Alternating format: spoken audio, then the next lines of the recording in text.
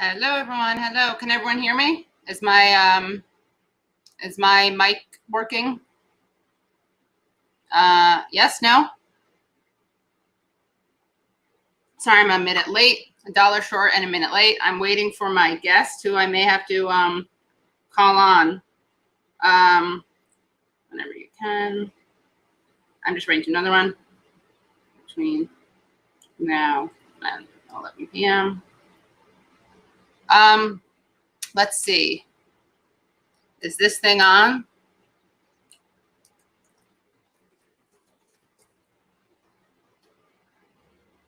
I'm really excited for our first guest, and let me call him and see if he needs any help. But actually, I can call my friend, our first guest. Let me see. Can I call you now? It's not going to be great sound because and put you on speaker. Don't you love how the fourth wall from the beginning, from the get-go, is down? Like there's not even an illusion of third wallishness. Let's see. While we're waiting for this, though, what do I always do? What's the thing that I always do? I think you guys know it. I go very last minute on Instagram, and I ask the people, and I tell the people. Oh my God, that scared me. Oh. Whoa, they both came out at the same time. Wow, this is so exciting. Okay, hold on 1 second. Guys, we have two guests coming on. I'm so excited. Now, these two guests. You guys are both live, so don't. If you want to say anything incriminating, tell me, and I'll go to the room. Okay. Here, I'll pause you both. Give you guys some time to get ready. All right, right now what I'm doing is, you see this? I'm about to do a live stream with the amazing Jabari Brisport and the amazing Christian Parenti. Now, both of these men, each of these men on their own is quite amazing, but put them together, combine them, and throw them onto the Katie Halper show, and you're in for a treat. So come on down, come on over to the YouTube link that I have pinned, and we're going to talk to Jabari Brisport about his campaign, being a progressive, being a socialist before it was cool, and Christian Parenti. If you think Jabari was a socialist before it was cool, wait till you hear about Christian Parenti, because he's been there forever. And yeah, and what else? Oh, and the great thing about this, you can ask questions. So see you guys soon. Bye. Okay, I'm bringing you guys in now. How are you guys doing? I'm good, thanks. Can you hear me? Yes, can you guys hear me okay? Okay, good, fine. Okay. Hello, can you hear me, see me? Hi. Oh my gosh, Yes. I don't know what happened. Hi, good to see you. Hi. Okay, so I think you guys have met before. I believe we all met, and the cause was Jabari Brisport himself. At a fundraiser? Okay, yeah, can we reveal that, or are we going to get kicked off? Something. I don't know what you get kicked off. I don't know. No, that's all good. Yeah, no, which I remember I think I remember the fundraiser. It was in Brooklyn. Earlier. We'll leave it at that. We don't want to out anyone. And I know you're busy, Jabari. Tell us what you're up to, and welcome to Jabari Brisport, activist, actor, DSA candidate, and Christian Parenti, sociologist, author of No, not Economist. sociologist. Are you an economist now? I mean, I'll study geography and sociology, but I teach at John Jay's economics program. I know master's that. program of economics. So, I mean, Wow. I identify as a geographer or a political economist. Okay, so Nice. So I'm going to introduce you. And Jabari, how do you like to be identified?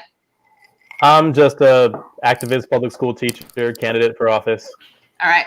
And So Democratic socialist. You were good. It was good. I was good. Okay, I got you covered. Yeah. Yeah. So we're gonna have a nice leisurely talk with Christian, but Jabari, you are a man of the people. You are running for office and running your tuchus around. So tell us what you're up to. So we are wire in the sprint part of the election. New York's primary and Democratic primaries are on June 23rd. Sorry. Okay. Cool. Christian was just getting excited. He was saying, "How can I help more? How can I help?" Yeah. Yeah, absolutely. I mean, we got about what is today's the 11th? We've got about 12 days. Both on Tuesday night on the 23rd. So we're down the wire. We are just running right now, racking up some last minute endorsements, doing tons of phone banking, getting ready to get out the vote. We're getting everybody, making sure they have their ballot or that they're going to vote and everything. I can talk a little bit about myself too, just like I love to talk about myself, but Jabari Briscoe, I'm a public school teacher in Crown Heights. I'm running because I'm just sick and tired of our community being left behind and kicked out and really not listened to, ignored in Albany. Actually ran previously for city council. Katie Halper, thank you for saying I ran as a socialist before it was cool. He was like the OG, right? Yeah. The OG of running as a socialist before it was cool. But no, ran in 2017 as an open socialist. I'm doing it again as an open socialist because capitalism sucks, is racist, is sexist, is nationalist. And if we're going to uplift the community, we're going to need a new model. Yeah. And who are your recent endorsements? And Jabari, if you want to put out your shut off your camera because it's frozen, and then I can just throw up an image of you or something later. Oh, okay. But you can stay in. I think that's probably better, right? Okay, no problem. Okay. Can everybody you can still hear me and everything? Yeah. Okay, good. So I got endorsed by Bernie Sanders, Zephyr Teachout, and also Alexandria Ocasio-Cortez. So we have a lot of very progressive challenges. This was on top of already being endorsed by the Working Families Party, things like organizations like New York Communities for Change, State Senator Julia Salazar. We're a huge progressive campaign, and we're fighting for a serious, monumental, aggressive, transformational change. Wow. That sounds exciting. You were really inspiring last time around, and I had an event with you and Haider Atim. Yeah. Is that Haider El Yatim. Haider El Yatim, the radical cleric, as he was known. And he's now in Florida, I believe. Yeah. He's leading a ton of churches down there, like a network of churches. Yeah, he's my favorite Lutheran Palestinian pastors. Top 5 at least. Top 5 favorites. And so the theme of this show, by the way, is really, this episode is the police brutality, incarceration in general. So I want to ask about your experience with that issue, both personally and politically. Yeah. Oh, geez. That's what we're seeing now in the streets, the absolute revolution past time. Let me just go back and personally. So, I was 19 years old when an undercover cop put a gun in my face. They did it because I was walking with my friend, in Manhattan, and this undercover cop, this plainclothes police officer, grabbed my friend, pushed him up against scaffolding, started to put handcuffs on him. Basically, my friend was wearing a hoodie, and therefore he matched the profile of somebody accused of weed in the neighborhood. So that was enough. Wearing a hoodie was enough to grab him and push him up against the scaffolding. And anyway, this cop never showed a badge, never revealed his name, never read rights or anything. So I got loud saying, "Sir, you have to show a badge. You have to read rights. You can't just start, locking somebody up like this." And I guess I got too loud for him because he pulled out a gun and put it in my face. So Black Lives Matter. Because the fact that it was so easy for him to be on the verge of killing me, over a suspected weed. Yeah, you were 19, you said? I was 19. So was my friend.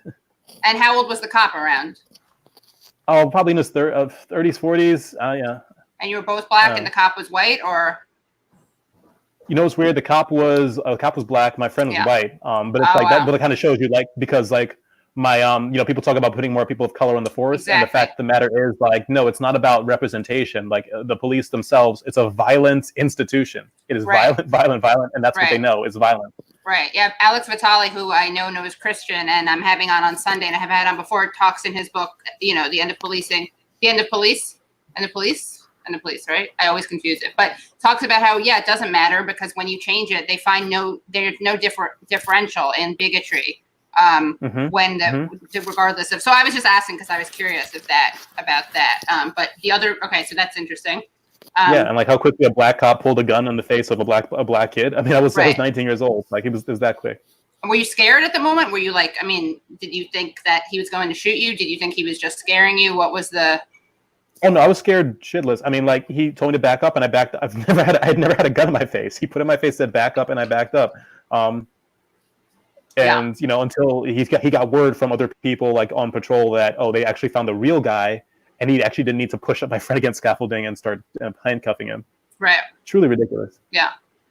Did you think because the cop was black, did you think that he was less likely to do something like that, or did it just not cross your mind that a cop would do that?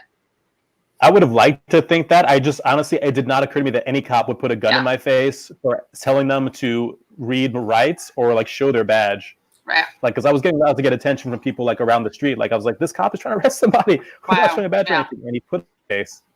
Wow. Okay, so that left you, I guess, like, did that change the way you saw the police or the prison industrial complex or incarceration, or were you already kind of there? I was already kind of there. I mean, that was, funny enough, that was 2006. That was right after the Patriot Act was like reinstated. That's also why I was freaking out. I was convinced that this person was going to drag my friend off to Guantanamo and like that, all that. Just very, very little trust I have for the police. And it was completely gone after that event. Yeah.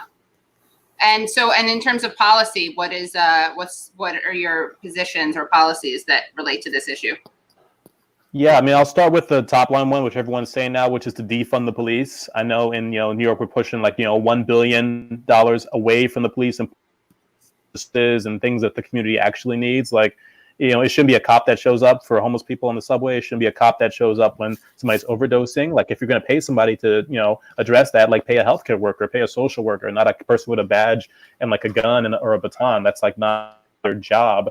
But there's also just like, starting to ease up on the war on drugs. So legalizing marijuana, decriminalizing simple drug possession, and also decriminalizing sex work. Things that will reduce a cop is interacting with a civilian because it's an inherently violent institution. There's no way around it. And we need to just minimize the number of cops that are on the street and minimize the times that they show up to.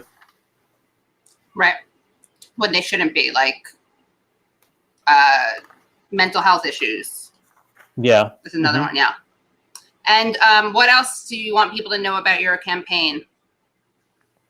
An open democratic socialist fighting for universal program for every single New Yorker, a homes guarantee, a Green New Deal for every single New Yorker, fully funding our public schools, mass decarceration, and fighting for safer streets, safer transportation. And I also am, I think, the only candidate, if not in the race, if not in all of New York, definitely in the race, that has an animal rights platform because I love me the animals, and they're part of the fight too. So yeah, that's exciting though. And I'm if they're interested in history-making campaigns, I would actually be the first openly gay candidate of color to ever, take office in this New York State legislature. Wow. And tell us about your endorsements and who are you endorsing?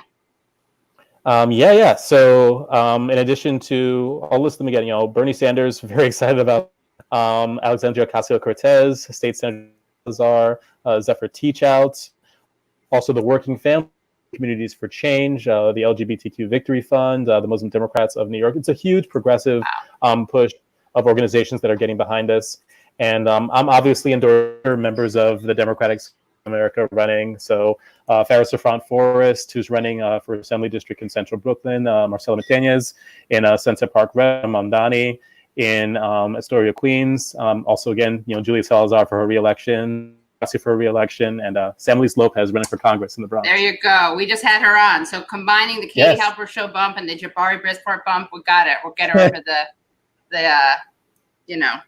the net or whatever sports metaphor. Well, great. Yeah. And if there are any links, I'll put them into the episode. Anything else you want to say? Christian, you have any questions? Jabari, you have any questions of Christian? What it's like to be an older socialist? I am curious. What you can teach us. The joints start hurting. Yeah. Oi, it's true. Yeah. What about jobs, Jabari? Any room in municipal socialist politics for employment programs? Absolutely. I mean, when we're talking about a Green New Deal for New York, that's huge jobs building into energy infrastructure, clean energy, and also retrofitting buildings and building resiliency in our neighborhoods. So tons of jobs in the actual construction industry and also, the manufacturing industry. Right on. Awesome. Yeah. Yeah, there's potentially just enormous amounts of work in construction, retrofitting buildings. Yes. And, yeah, that's a good entry point for people to get good well-paying jobs. Christian, you got any?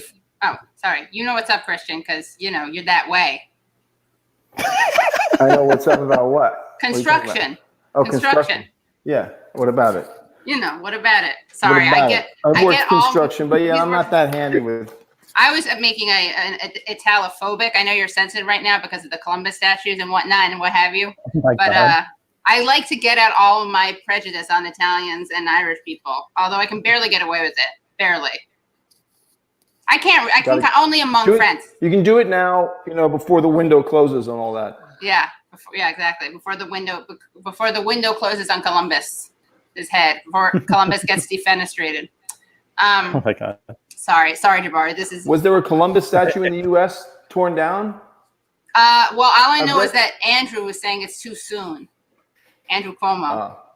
But really? yeah, that's an interesting debate. What to do with historic monuments. I know that makes me sound really on the wrong side of history. I just think that there should be something. They should be refinished, refabbed. What is it called since we're talking about construction? Remodeled? Refurbished. You turn a symbol of one thing into a symbol of another. Anyway. So, and how would we do that? We'd like use Columbus's body, but put like Lenin's head on there or something, and have change the text that he's holding. Yeah, exactly. Yeah. And you would make him say these natives look like they would be not at all perfect to be slaves. Right. You just flip on set. No, I'm kidding. You would do them as monuments I mean, it's funny. I made a documentary on this fascist monument in Spain called the Valley of the Fallen that was built by prisoners under Franco to honor basically the victors of the Spanish Civil War. So the losers were doing prison labor to erect this hideous fascist monument. And there's a big debate about what should be done with it. And I, as someone who was an outsider studying and writing about it and making a documentary on it, I was like, they should turn it into a museum or something. It should be a monument to a never again, like they do with the concentration camps. And this guy whose father had worked on it was like, yeah, but the difference is Hitler didn't want people to visit those concentration camps. And I was like, oh, okay, now I totally got it. It crystallized the significance, honestly, of monuments and the role of them and how much the intention is relevant. Anyway, I didn't think we'd be talking about that, but it's an interesting question. Well, okay, Jabari, thanks again for joining us. You're welcome back anytime. Yeah. Good luck, Jabari. Thank you, Christian. Thank you, Katie. June 23rd. June 23rd. Are you running in the primary? Democratic primary. Okay, so it's always good to remind people, we're not all as smart as you and Katie. Some of us forget. Some of us I wouldn't have known that date if I hadn't had an absentee ballot ad sent to me. It's oh yeah, June 23rd. So true. A lot of people forgot there's an election happening. All right, yeah. I'll be voting for you, June 23rd. Yeah, and any final thoughts about Amo Bernie or anything? I'll talk about him with Christian, but. I always love me some Bernie. He needs to get on the defund police train. Yes. He needs to get on the train. Yeah. In fact, this episode is gonna be called what is it? Don't push mama from the train. Is that what that movie is called?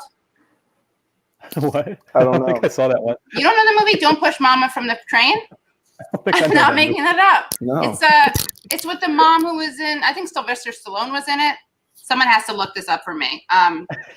It's definitely a movie. Mama and Train are in the title. And I think it's the mama from the Goonies movie.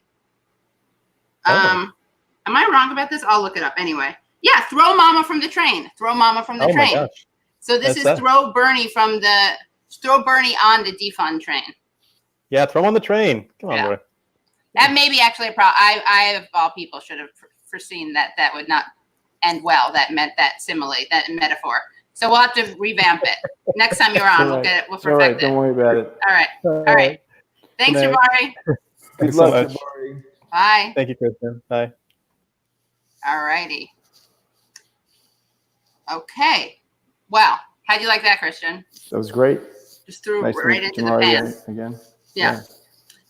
So, Christian, thank you so much for joining the show.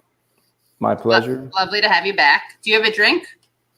I have a drink, yes. Okay, good. Just want to make sure everyone's comfortable. So Christian, by the way, as I said before, has written many, many, many books. And also he writes for places like Jacobin and the New York Review of Books, the London Review of Books, The Nation. And never the New York Review of Books, but whatever. Just the London Review of Books. Yeah. I was trying to suggest the New York Review of Books. What could happen, Yeah, I was trying to do the power of suggestion, yeah. And we also, at some point, I want to talk about Bernie with you.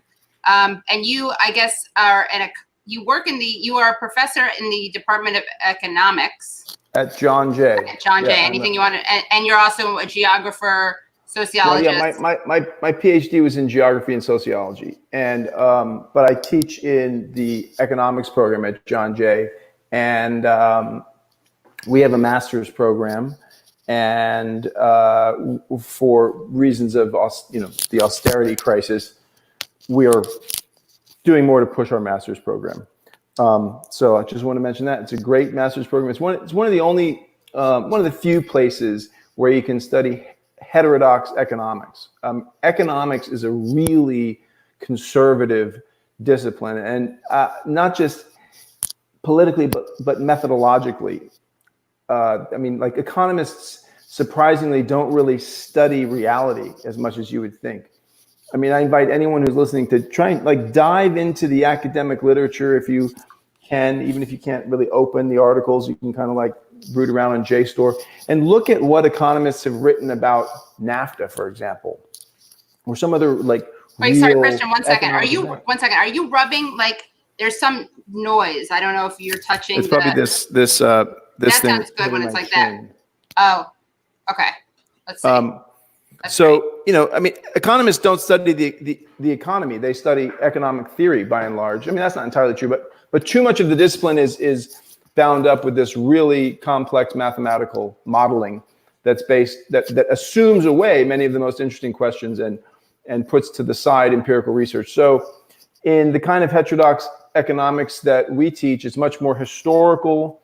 You can read Marx, you can read Keynes. I mean, you have to, if you do an MA with us, or a BA for that matter.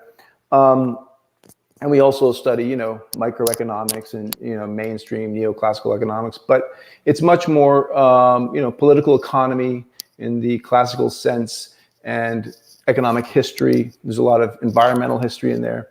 So it's unique because that's not everywhere. It's very few places. And it's also very inexpensive compared to other similar programs. It's like a quarter of what getting an MA in economics at the new school would cost, for example. Anyway, and it's a new program. It's 3 years old, but we're quite proud of it. And we've got a really great group of people there, really interesting students, many of whom are working, most of whom are working and, have interesting jobs, have done interesting things. So it's a fantastic place. So that's my pitch, but it's completely honest. It's honest, yeah. Pitch. Yeah. All right. So if people want to find out more about it, what can they do? And John Jay, you could go to the John Jay Economics Department website. You could Google me and email me. I can answer questions. I can put you in touch with people who know more of the kind of logistical details. Professor Geert Don't is the he's sitting in for the guy who runs the program, Ian Sedas, who's traveling back to Puerto Rico the next few days to see his family. But Ian Sedas is the director of the program, so he's the guy who, and his name, just go to the John Jay Econ website and poke around, and you'll see the names of these. It's a funky website, isn't it? I'll admit it. No, it's good. We have very little. I mean, it's. Yeah, but you know what? I'd rather you spend money website, on the courses than on the 90s. I like the 90s. Yeah, I hesitate to make fun of this website because I don't have tenure yet. But I mean, this website is difficult. We have very little say over this. But the other day, I logged in and saw this, and I was like, you know what? This is so weird and kind of janky that I really like it. Me too. It has character, right? Yeah.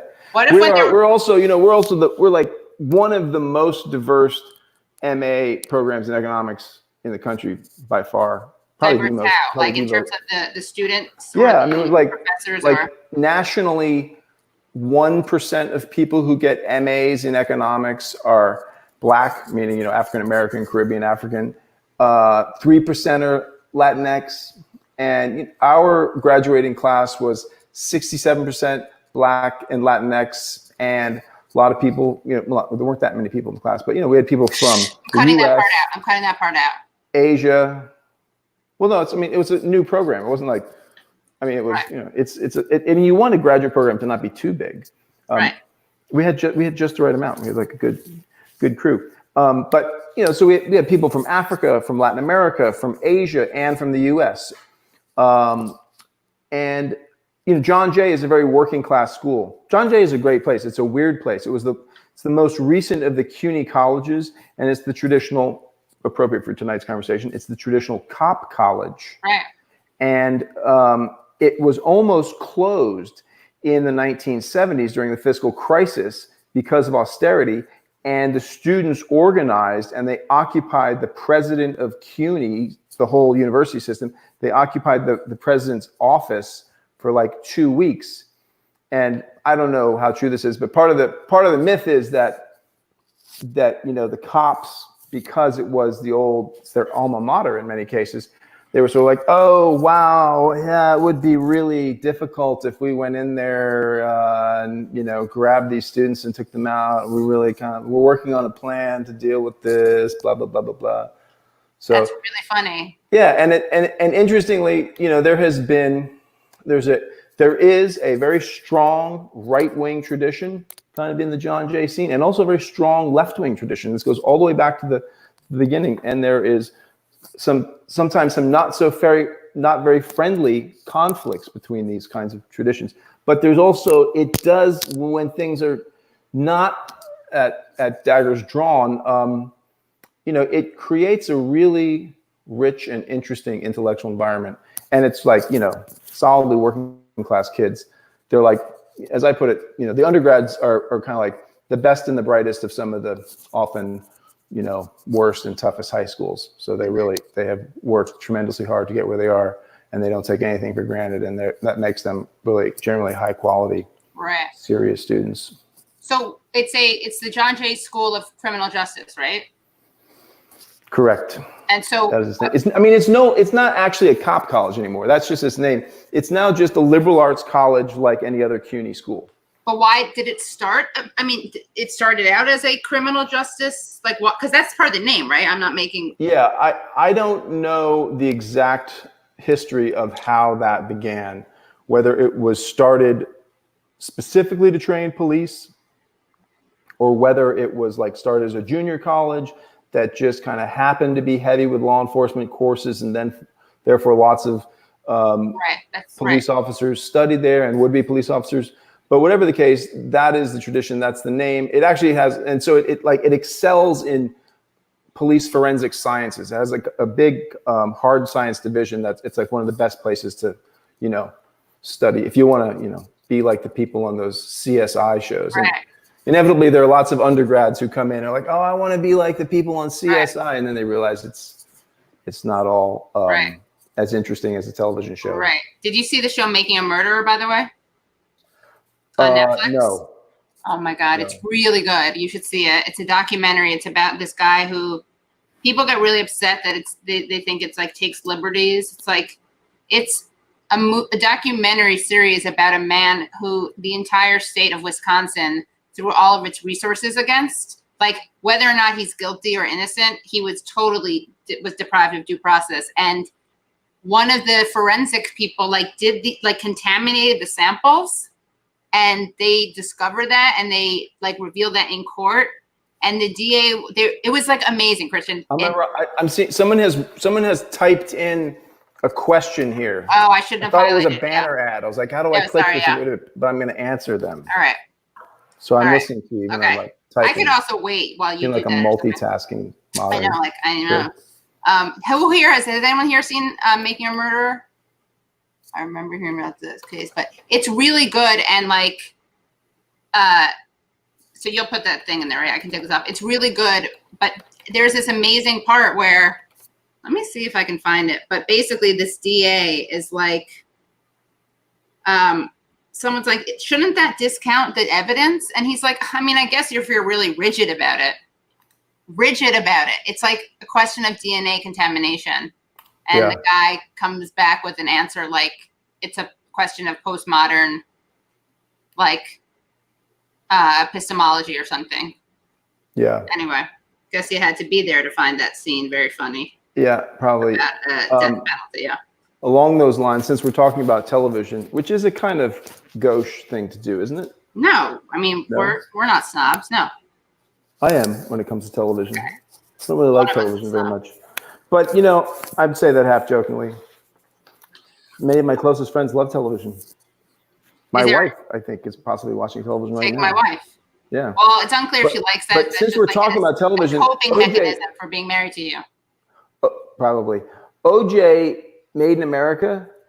That's fantastic, and that includes lots of it's ESPN series on it's Is it documentary Edelson, or? yeah, it's documentary. It's one of Edelson's sons. What's her name? Oh, you mean who quit the Clinton Yeah, cabinet? Marianne and Pete. Marianne Edelson. And what's her husband's name? Pete. I don't know. Ari. Their kid's name is Ari or Avi or something kind of maybe. Jewish. So one of them made this. It's called Made in America. OJ Made in America. It's fantastic. It's like a whole history of the LAPD and of South Central LA. And there's shocking, just amazing stuff in there that, you know, if you were paying close attention and alive at the time, you might have caught, but it's been a long time, even if you were obsessed with the OJ trial. Not that I was at all, but like I was around for it. But I mean, I didn't catch the details. I'm just like cops bringing samples back from the police lab to the crime scene, like this kind of stuff where you're like, what you realize is like, wow, if they do this to a millionaire, a multi-millionaire celebrity, okay, he's black, but if they do this to like a multi-millionaire celebrity, what do they do to like just a regular person who they are convinced is guilty? Right. Who's not a celebrity or a multi-millionaire. Yeah, I know. And there's a great scene in there where they interview some of the jurors, and there's this older African-American woman who voted to acquit. And it's one of the only times you hear the filmmaker from behind the camera. And he says, you know, was your vote to acquit, was that payback for Rodney King? And she says, Rodney King and everything else. Wow. And what does the cameraman say? Nothing. That's just, you know. I thought you said it was the only time. Well, you hear his question. Because it's verite style documentary. So it's not like you don't hear them interview. You don't hear the journalists interviewing people. You just hear the answers. It's the one time you hear a question. Right. And they have to, because she says Rodney King and everything else. Right. Yeah. Yeah. That's a question of, I mean, that was a hard thing because it's like two really problematic things hitting up against each other. And it's like domestic violence and racism. And murder. Right. Two bad things that only get worse when we combine and racism. And I think for some people, it was like, why can't a black man buy his way out of a guilty plea? Why can't a rich, successful black man buy his way out of a femicide the same way that a wealthy white man can? Yeah, I mean, people might ask that, but that's kind of an absurd question. But the more legitimate question was like, why is it that when the LAPD are subject to intense scrutiny because the defendant can't afford the dream team, why is it that their procedures fall apart? I mean, how is it that they operate with such sloth and you know, recklessness and disregard for these procedures? How widespread is this, right? So that's what very widespread. It really, Spoiler alert, So there are a lot of questions, and then so what I'd like to do is answer some questions, and then we'll go into the into our discussion about what's happening today and also your book, Lockdown. Is that cool? Yeah. All right, let's see. Tell me if there are any that you want to make sure. I mean, I'd like to wait for these, but are people going to get mad? It's your show. Well, maybe we should, why don't we, before we answer some questions, why don't we have some chat conversation? Yeah, okay, I agree. All right, thanks everyone for joining, and we will get to your questions in the order that they came in. So don't worry, you won't be penalized for your patience. So Christian, tell us about what this is really depressing. I didn't know that when you wrote this book that you were 30 years old. What's the deal with that? 29. You were 29. Wow. Lockdown America. Well, I'm really glad that I feel like our interview's done because we already made our first major investigative journalist discovery. But you were 29? Wow. Okay. What made you write this book? I was Lockdown America, by the way. Lockdown America, police and 1999. prisons in the age of crisis. Yeah, I mean, it started, well, I moved to California to the San Francisco Bay Area when I was 19. I hitchhiked out there from New England, where I'm from, and Vermont. And my aunt lived out in the Bay Area, and I had lived out there for a year when I was 10. And so I always had a connection. But so I went out there and, moved furniture and sort of limped through college and tried to become a journalist. And I moved out there in 1989, and then, the 90s began, and the LA riots kicked off, the Rodney King case, all this sort of stuff. And this was also right when the crime wave, the crack epidemic was peaking, and crime rates in general, to the extent that we can really measure them, which we can, but it's like that's a whole, the whole story in of itself. It's only in the early 70s that there's the methodology to really get an understanding of how much crime there was. And the first thing they discovered, they would do these uniform victim surveys, and the first thing they discovered was that most crime is not reported. And so I'm not just talking about reports to the police that then get forwarded to the FBI. We're talking about like actual statistically derived estimates of the crime rate. It was peaking in the early 90s. There's the riots, there's a gang truce that comes out of that. And I was a young person living in the Mission District, which is in San Francisco, which is now, fancy and all that, but then was like very, very working class and pretty rough. And there was a lot of gang activity and a lot of police activity. And I was involved in the Central American Solidarity movement. And we would, people, we would see the cops doing these kind of paramilitary sweeps down 24th Street and, be like, this is just like Latin America, this is a police state. And, and I was like, these gangs, the Norteños, Sureños, like, that's like what was going on down there. It's a Latino neighborhood. It was like, the two big kind of North-South California blue-red gangs. I mean, they weren't opposing the government. They didn't have a social program. The SFPD's repression of them was not at all like the counterinsurgency against the FMLN in El Salvador, right? So it was like that, the explanation that we all resorted to as activists totally rang hollow. And then I started reporting on crime and policing, and became aware that the literature at that point was really underdeveloped, and it's now quite well developed. But so then I went to graduate school, and I was working on a PhD in London, and my PhD was about anti-homeless policing in San Francisco, and out of that came Lockdown America. So I actually published a book before I published the PhD, or before I did the PhD, and so that is that's how LSE? it came about. Is that where you were? Yeah, LSE? the LSE, yeah, London School of Economics. And also, I should say, to give props to the old guard. Mike Davis was a very big influence on me and many of my peers, a certain kind of lefty activist intellectuals in the early 90s. His second book, City of Quartz, was, it came like a lightning bolt through the chaos and fog of the moment that was the LA riots and the aftermath. And then what follows the LA riots and the aftermath is the 94 crime bill under Clinton. This massive subsidies for the police and prosecutors, et cetera, et cetera. So it came out of, long story short, it came out of reporting on conditions on the street in California in the 90s. Crime, policing, the gang truce. One of the first things I ever published was about the LA gang truce, the Crips Blood gang truce. And that was very much actually thanks to Mike Davis. I worked at KPFA, the radio station. I would interview Mike Davis every chance I got. And after one interview, I said, hey, any stories? Anything you think I should be covering? He said, yeah. It's like the LA gang truce.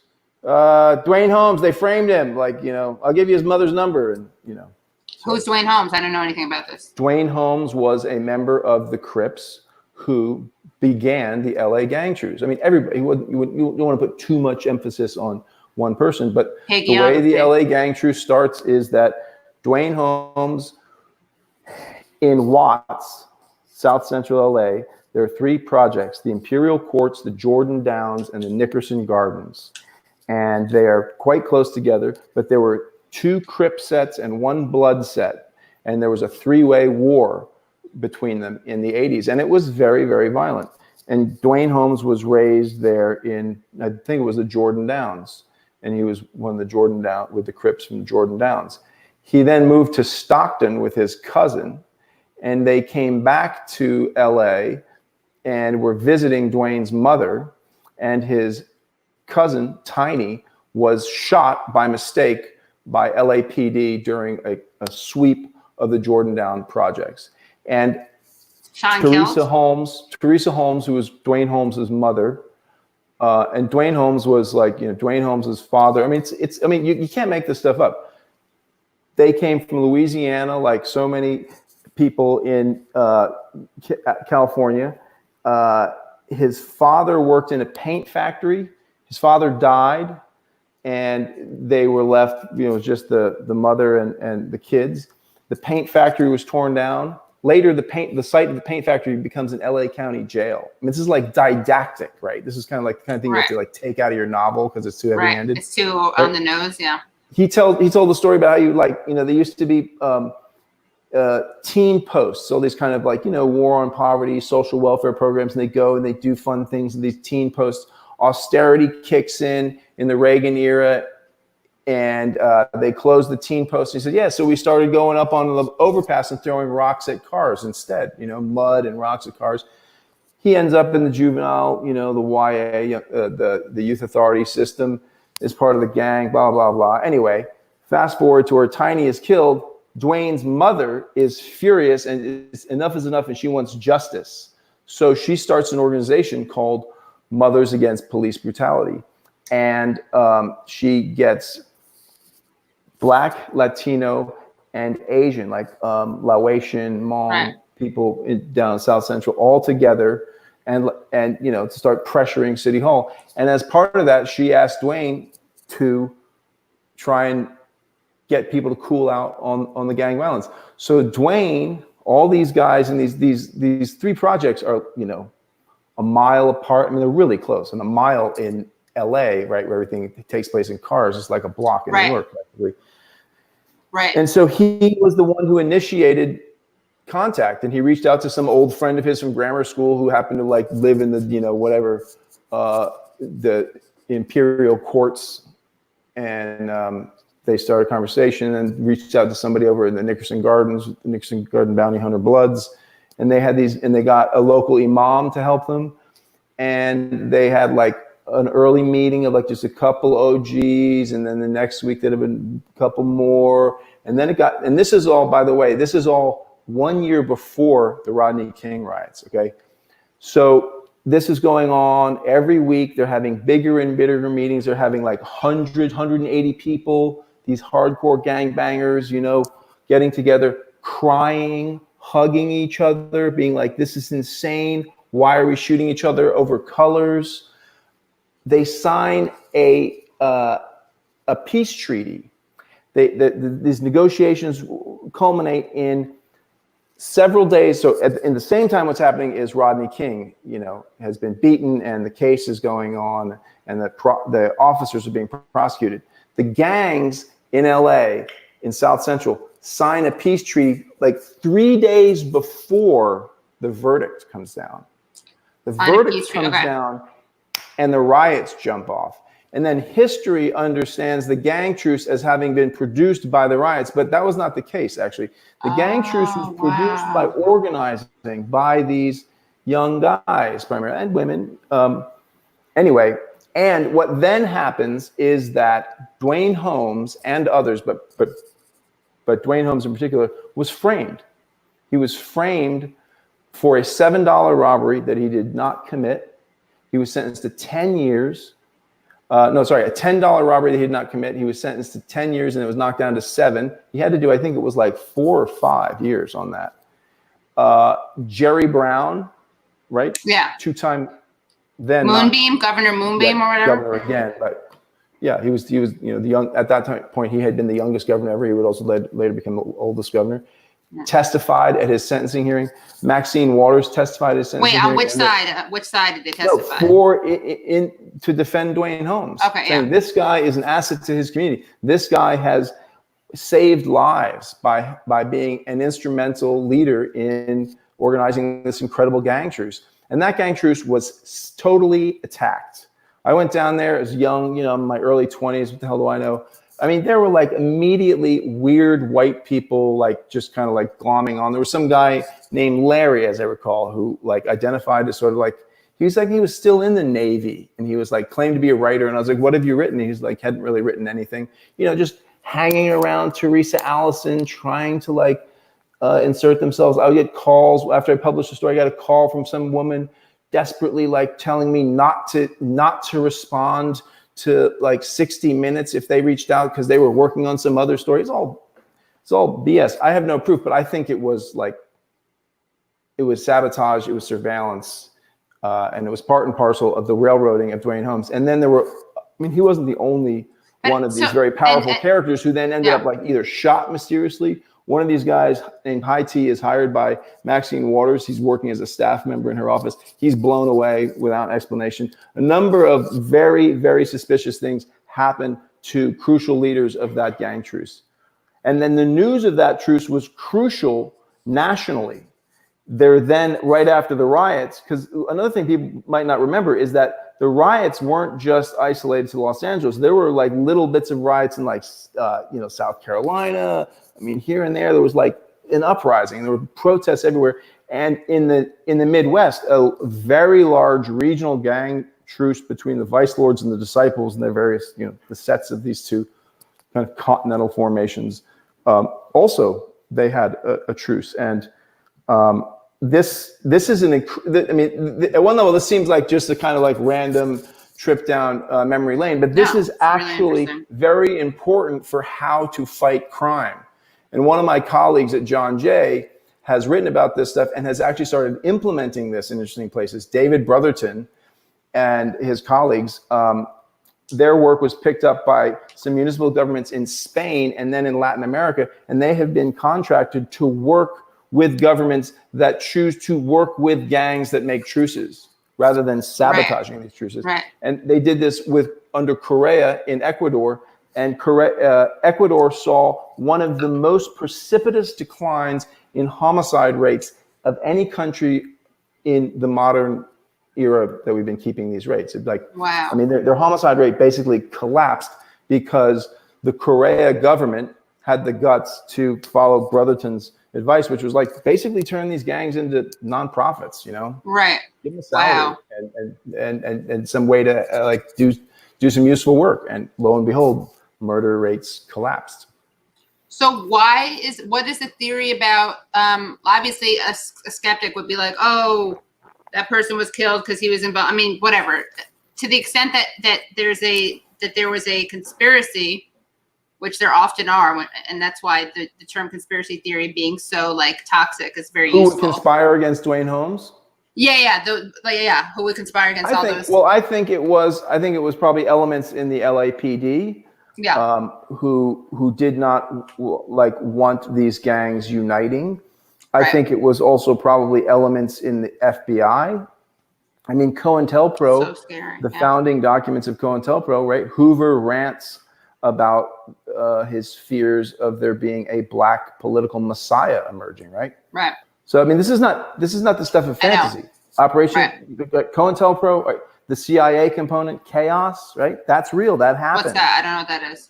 It was an illegal program that the CIA was operating in cooperation with COINTELPRO, that Dulles begins with J.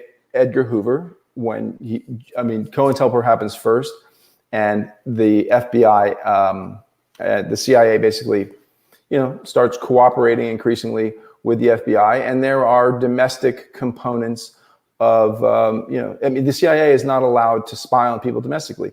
And what happens is that's the FBI's lane. Yes. And the CIA gets to go abroad. Yeah. There was a series of hearings in the early 70s called the Rockefeller Committee or Rockefeller Commission and Rockefeller Committee hearings. And they were kind of a whitewash. And then that wasn't sufficient, and there was such intense pushback that there was a second senatorial hearing, and those are the church committee hearings. Right. And the church committee hearings uncover that, in fact, there was a massive illegal CIA program of I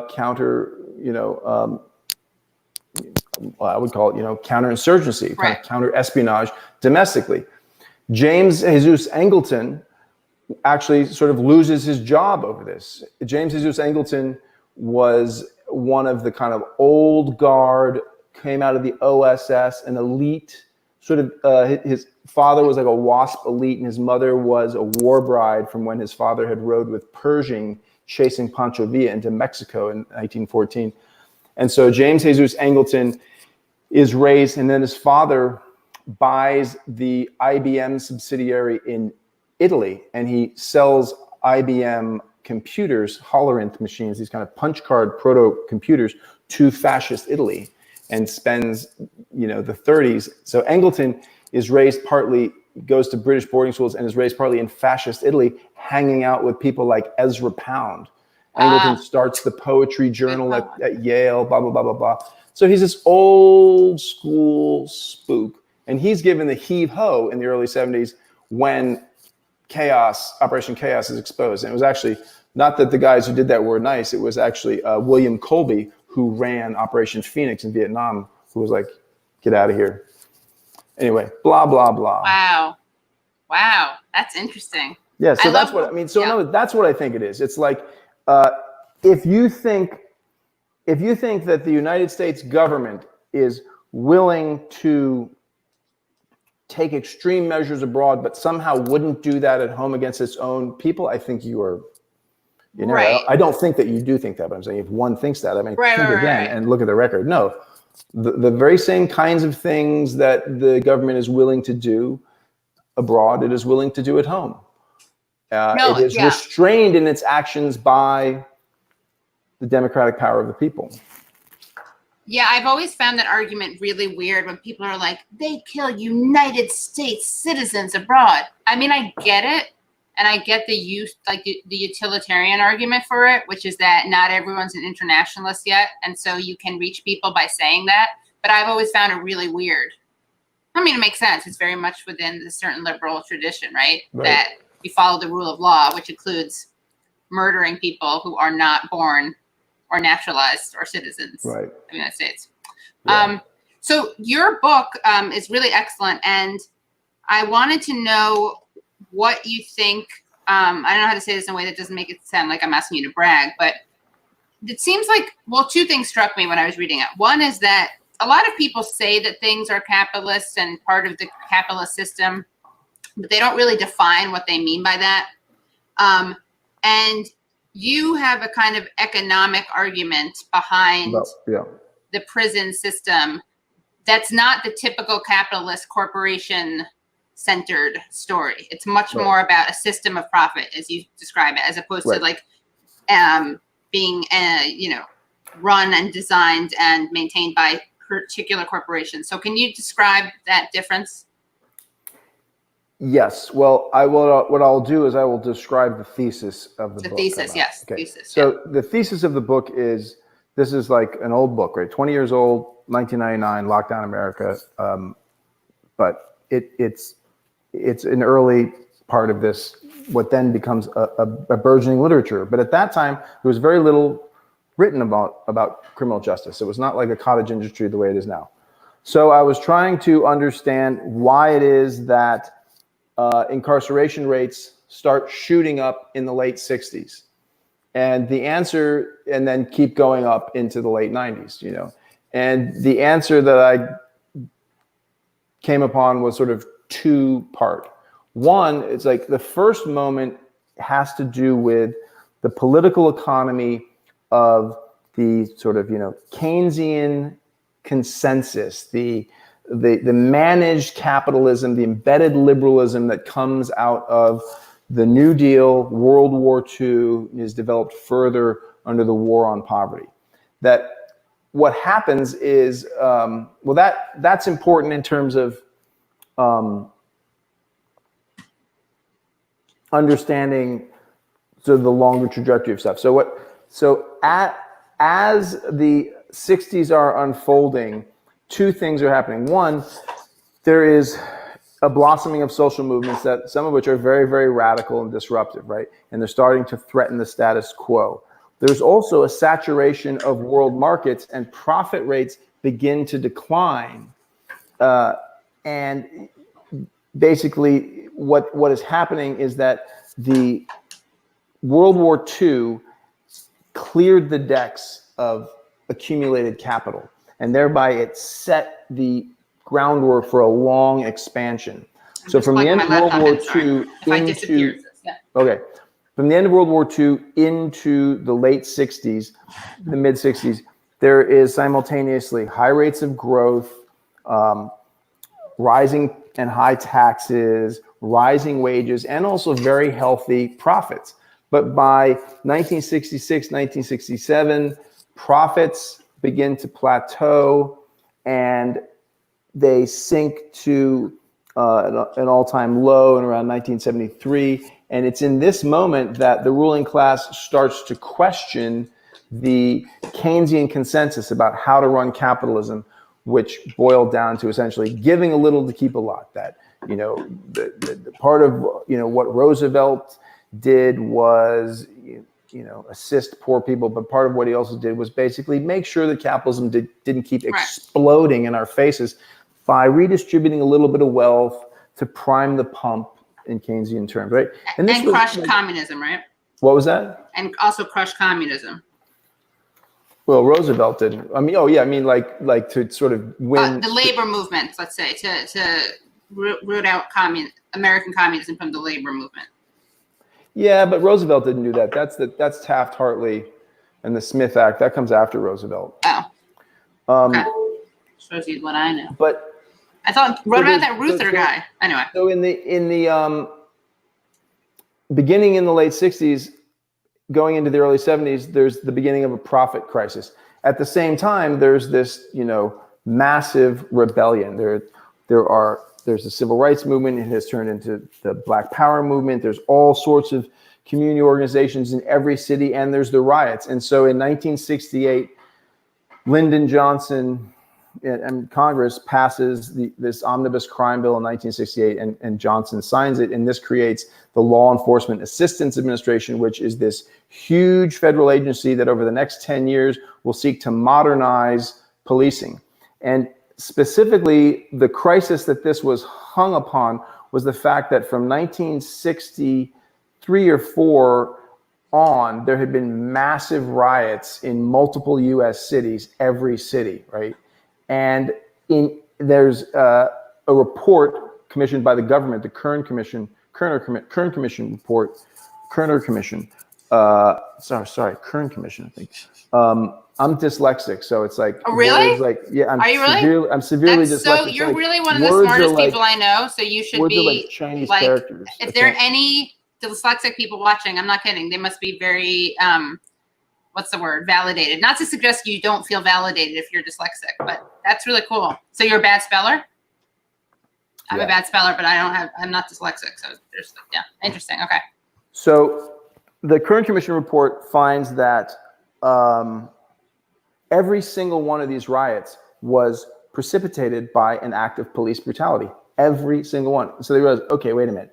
Like, cops are destabilizing the United States. And this is becoming a problem internationally because this is the height of the Cold War, and the U.S. is trying to tell the rest of the world to follow its model and reject communism and socialism. So there are both internal and external reasons, or reasons of domestic and of foreign policy, to reform the police. So the Law Enforcement Assistance Administration sets out to do that. But really what it does is it basically starts modernizing the police in ways that are not particularly helpful. It's what leads to the beginning of police militarization. That's when cops all start getting helicopters, SWAT teams, starting using computers, et cetera, et cetera. Learn how to read. I didn't know this until I read your book, that they didn't know how to, it wasn't a requirement to know how to read. Yeah, in many places it was not. After the book was published, I remember I had lunch with some guy who had worked at the LEAA, and which stands for what? Just so people remember. The Law Enforcement Assistance Administration. Yeah. which for 10 years gave $1 billion a year to local law enforcement, back when $1 billion was real money, right? And yeah, he told me he processed an application from a Missouri sheriff for like a police car or whatever, where the guy signed with an X. So yeah. Wow. Yeah. Anyway, so that's like the first wave of the buildup. And it's very much about counterinsurgency. It's about sort of like militarizing, importing the tactics of counterinsurgency. And there's always been a back and forth between like, you know, the streets of cities and the kind of imperial adventures of the Marines. I mean, this goes back and forth. The second wave of this crackdown, and each of these is themed around a war on drugs. Sorry, So, I just wanted to clarify because someone said, when was it that when was this change when they were required to learn how to read? And would they have to take tests on it, or? Yeah, this is all part of the reforms that, I mean, beginning in the early 70s. This is, Okay. you know, so the federal government would tell states that they had to set up a state office of, I forget what they're called, SPLA. I forget what the exact name of these offices were, but they had to have a state level office to interface with the LEAA, and that office would then, in exchange for receiving federal largesse, would promulgate and do its best to enforce better standards. So cops could, you know, get radios in their cars, and they could get better cars, and they could get helicopters, and they can get other things. But then, you know, the patrolman would have to like have a certain functional level of literacy, et cetera, right? So it was like carrot and stick. It's like, if you want some of these goodies, you guys have to kind of raise your standards a little bit. So that's how it worked. And it wasn't a single specific date. It was a sort of a 10-year process from 68 through the late 70s. And by the end of the 70s, a lot of this LEAA money has been seized upon by progressives, sort of, and it's being used to reform Southern prisons, because many Southern prisons were, into the 1970s, still organized the way they had been organized 100 years before. They used the trustee system. Texas was the armed trustee system. So if people have seen the Robert Redford movie Brubaker, it's a Hollywoodization, but I mean, that is actually how Arkansas ran. That was set in Arkansas, and that guy studied, Brubaker, the real Brubaker, studied with people like Tony Platt, radical criminologist, British criminologist, who ran a whole school of radical criminology at UC Berkeley. That was, the entire school with multiple departments in it was shut down because it was run by Marxists. One of the greatest sort of acts of academic red baiting, perhaps in American history, was the attack on that school in UC Berkeley. Anyway, Brubaker had come through that, and in like the late 60s, early 70s, Arkansas had 3,000 prisoners and like 27 civilian employees, because they basically used armed trustees, armed prisoners as guards. These guys would be rewarded if they killed escaping prisoners. They would get pardons. I mean, you can't make this stuff up. So what happened was that a lot of civil rights activists who in the 60s had gone through these jails and prisons were, by the 70s, 10, 12, 15 years later, they're like, they're organized enough and they have enough power that they're getting some of this federal money, steering it away from the cops, and imposing modernization on Southern prisons, which were really, really violent and really backward places. Texas only gets rid of the armed trustee system in 1981. So anyway, the whole kind of build out of the criminal justice machinery sort of starts to plateau in the late 70s into the early 80s. And I should say, I mean, it's not just the LEAA, it's also Nixon's war on drugs. And, there's like the formation of the DEA out of the Bureau of Dangerous Narcotics and Drugs. There's, numerous other sorts of federal efforts to militarize the police, beef up the police, and militarize the discourse, right?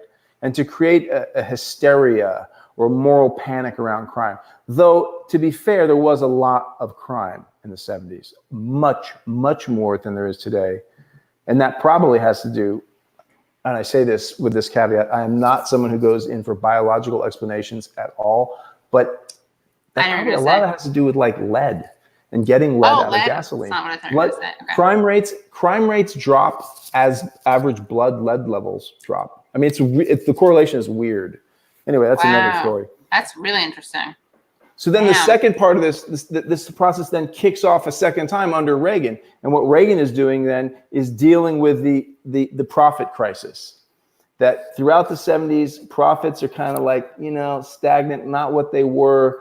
And the ruling class, the politicized element of the owning class in the US has, from the beginning of the 70s, gone from being ardent Keynesians to the end of the 70s being like opposed to it. So in the beginning of the 70s, you have Nixon experimenting with it, a universal basic income, a UBI. And a journalist questions him about this, and he says, well, we're all Keynesians now. The journalist says, you're a conservative Republican. Why are you experimenting with a universal basic income? That's very Keynesian. He says, well, we're all Keynesians now. By the end of the decade, you have Carter cutting taxes on the rich, increasing military spending, deregulating trucking, telecoms, and I think rails, and appointing Paul Volcker as chairman of the Federal Reserve. Volcker, and so what's happened during the 70s economically is stagnation has happened. A wage price spiral has set in. That wages are going up, but prices are going up but just as fast. And so inflation becomes a very serious concern for the working class and for elites, for the owners of the means of production. Profits and rents become a very serious concern, and inflation hurts that. So in an effort to smash inflation, a recession is engineered by Paul Volcker at the Federal Reserve. He jacks interest rates 3 different times. Interest rates, the Fed funds rate that the Fed sets for banks to lend to each other overnight reaches 20%. And that means, so like if you had a credit cards weren't that big in 1979, 80, 81, but that meant if you had a credit card, you were probably paying like, 27, 30% on your interest. Or if you took out a mortgage, it was going to be closer to 30%, which is insane.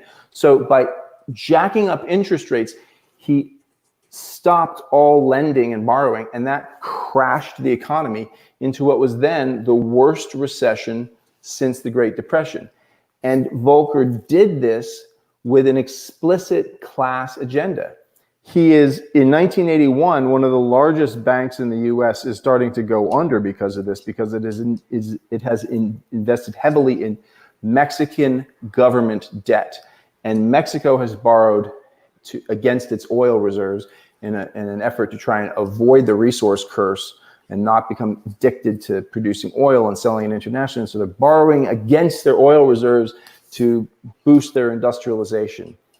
When interest rates go through the roof in the early 80s because of Volcker's actions, the debts that Mexico, Argentina, and Brazil are carrying become impossible to service, and the Latin American debt crisis happens.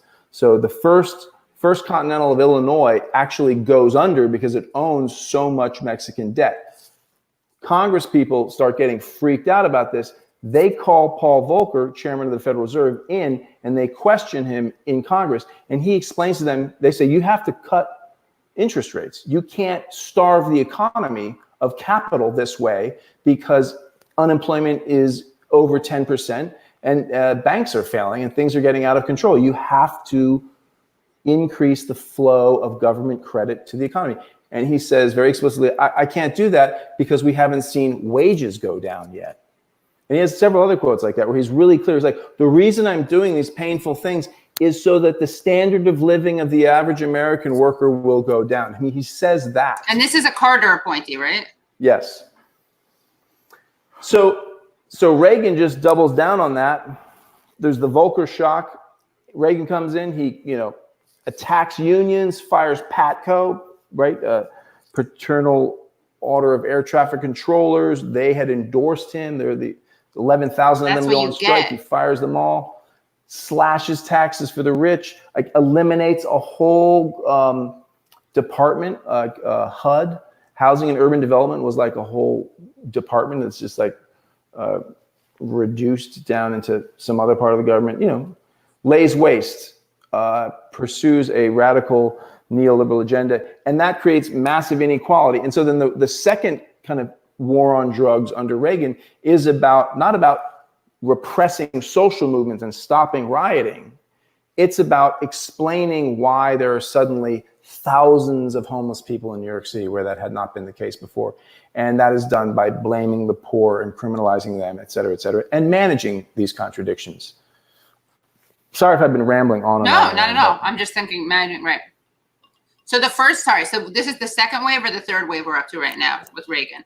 So this is the second wave. Okay, so the second wave is about homelessness. The first wave is about repressing homelessness and just managing inequality generally. Economic. It's about like neoliberalism. It is not in response to the Black Panthers, the Young Lords, the American. It's not counterinsurgency. Right.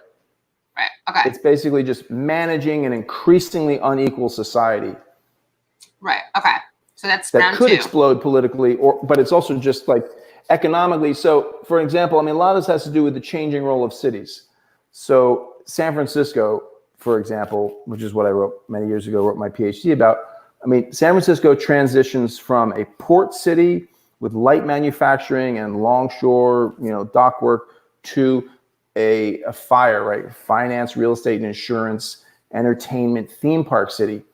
Well, back when it was a rough and tumble working class industrial light industry port city, it didn't really matter if there were homeless people sleeping on the street or pissing on the street. I mean, the waterfront in San Francisco was populated by tough longshoremen, and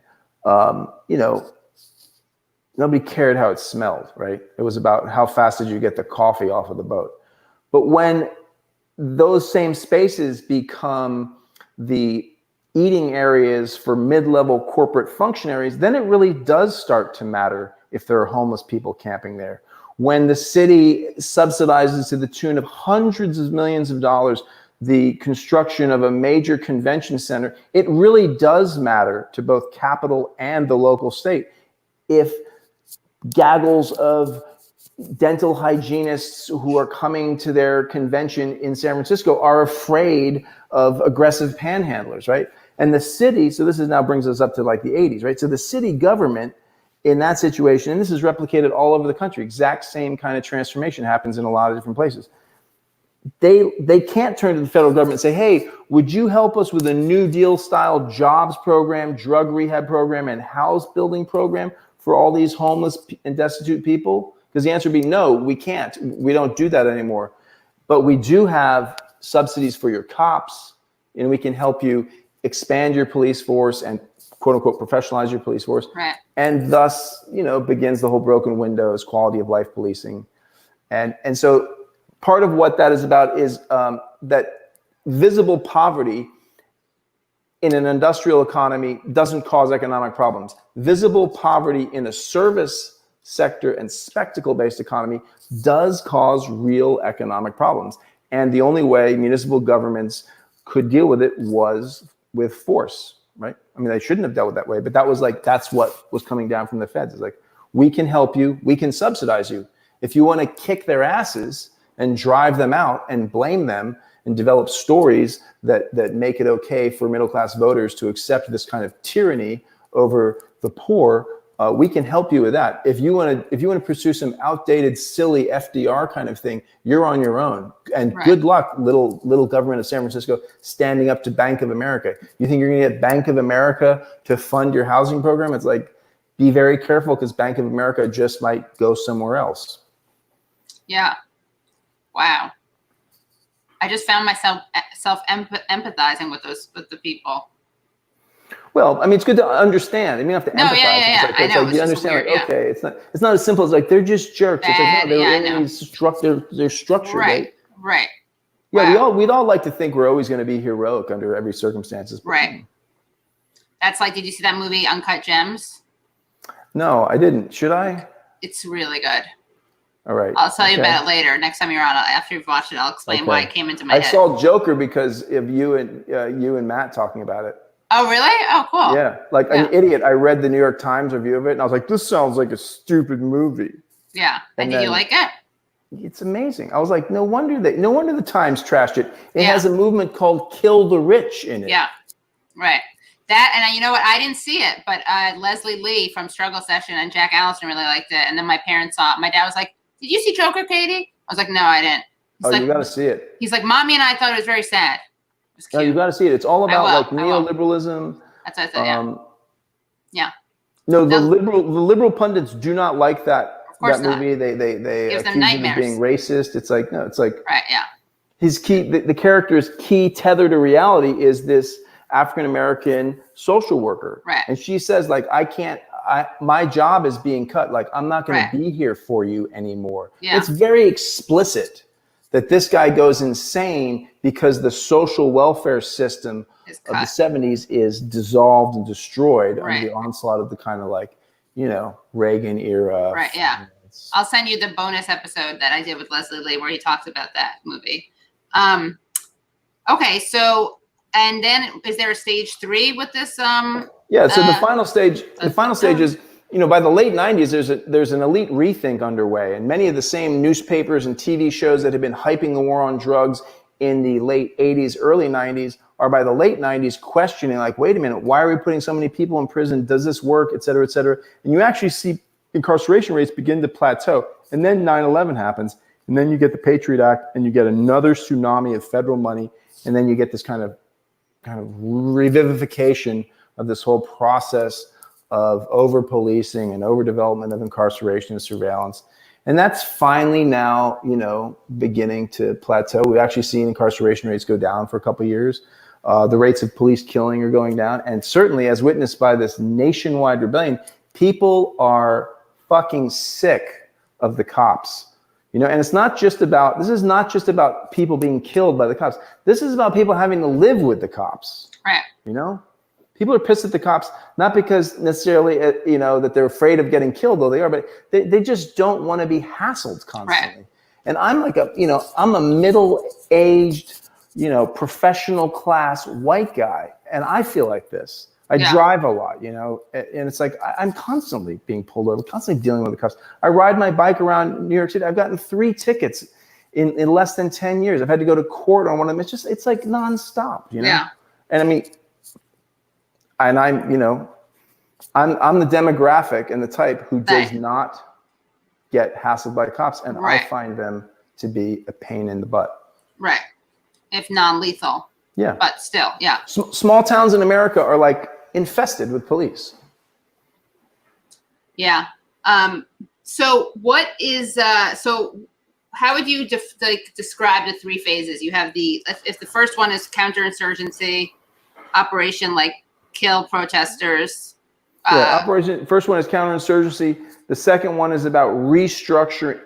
The second one is about neoliberalism, and completely restructuring the political economy of the country, and deindustrialization, financialization, and the restructuring of cities, and then the kind of management of inequality with police force. And the third phase is sort of the spillover effect of the war on terror. That if you, in the name of fighting Al-Qaeda on the other side of the planet, if you basically make it that much easier for prosecutors to charge people on flimsy evidence and scoop up evidence without jumping through the hoops they used to, well, I mean, don't think that's not going to trickle down to OxyContin dealers in Southern Ohio. Of course, they're also going to be swept up in massive numbers and go to prison, and it's like, and police departments that have nothing to do with terrorism will get subsidies in the name of terrorism. Yeah. I couldn't believe when I was reading your book, the asset forfeiture. Like, I know what that is and I've heard about it obviously, but like I didn't realize how direct of a kind of bribery that was. Yeah, you mean that local cops get to keep a portion of these? Yeah. How is that legal?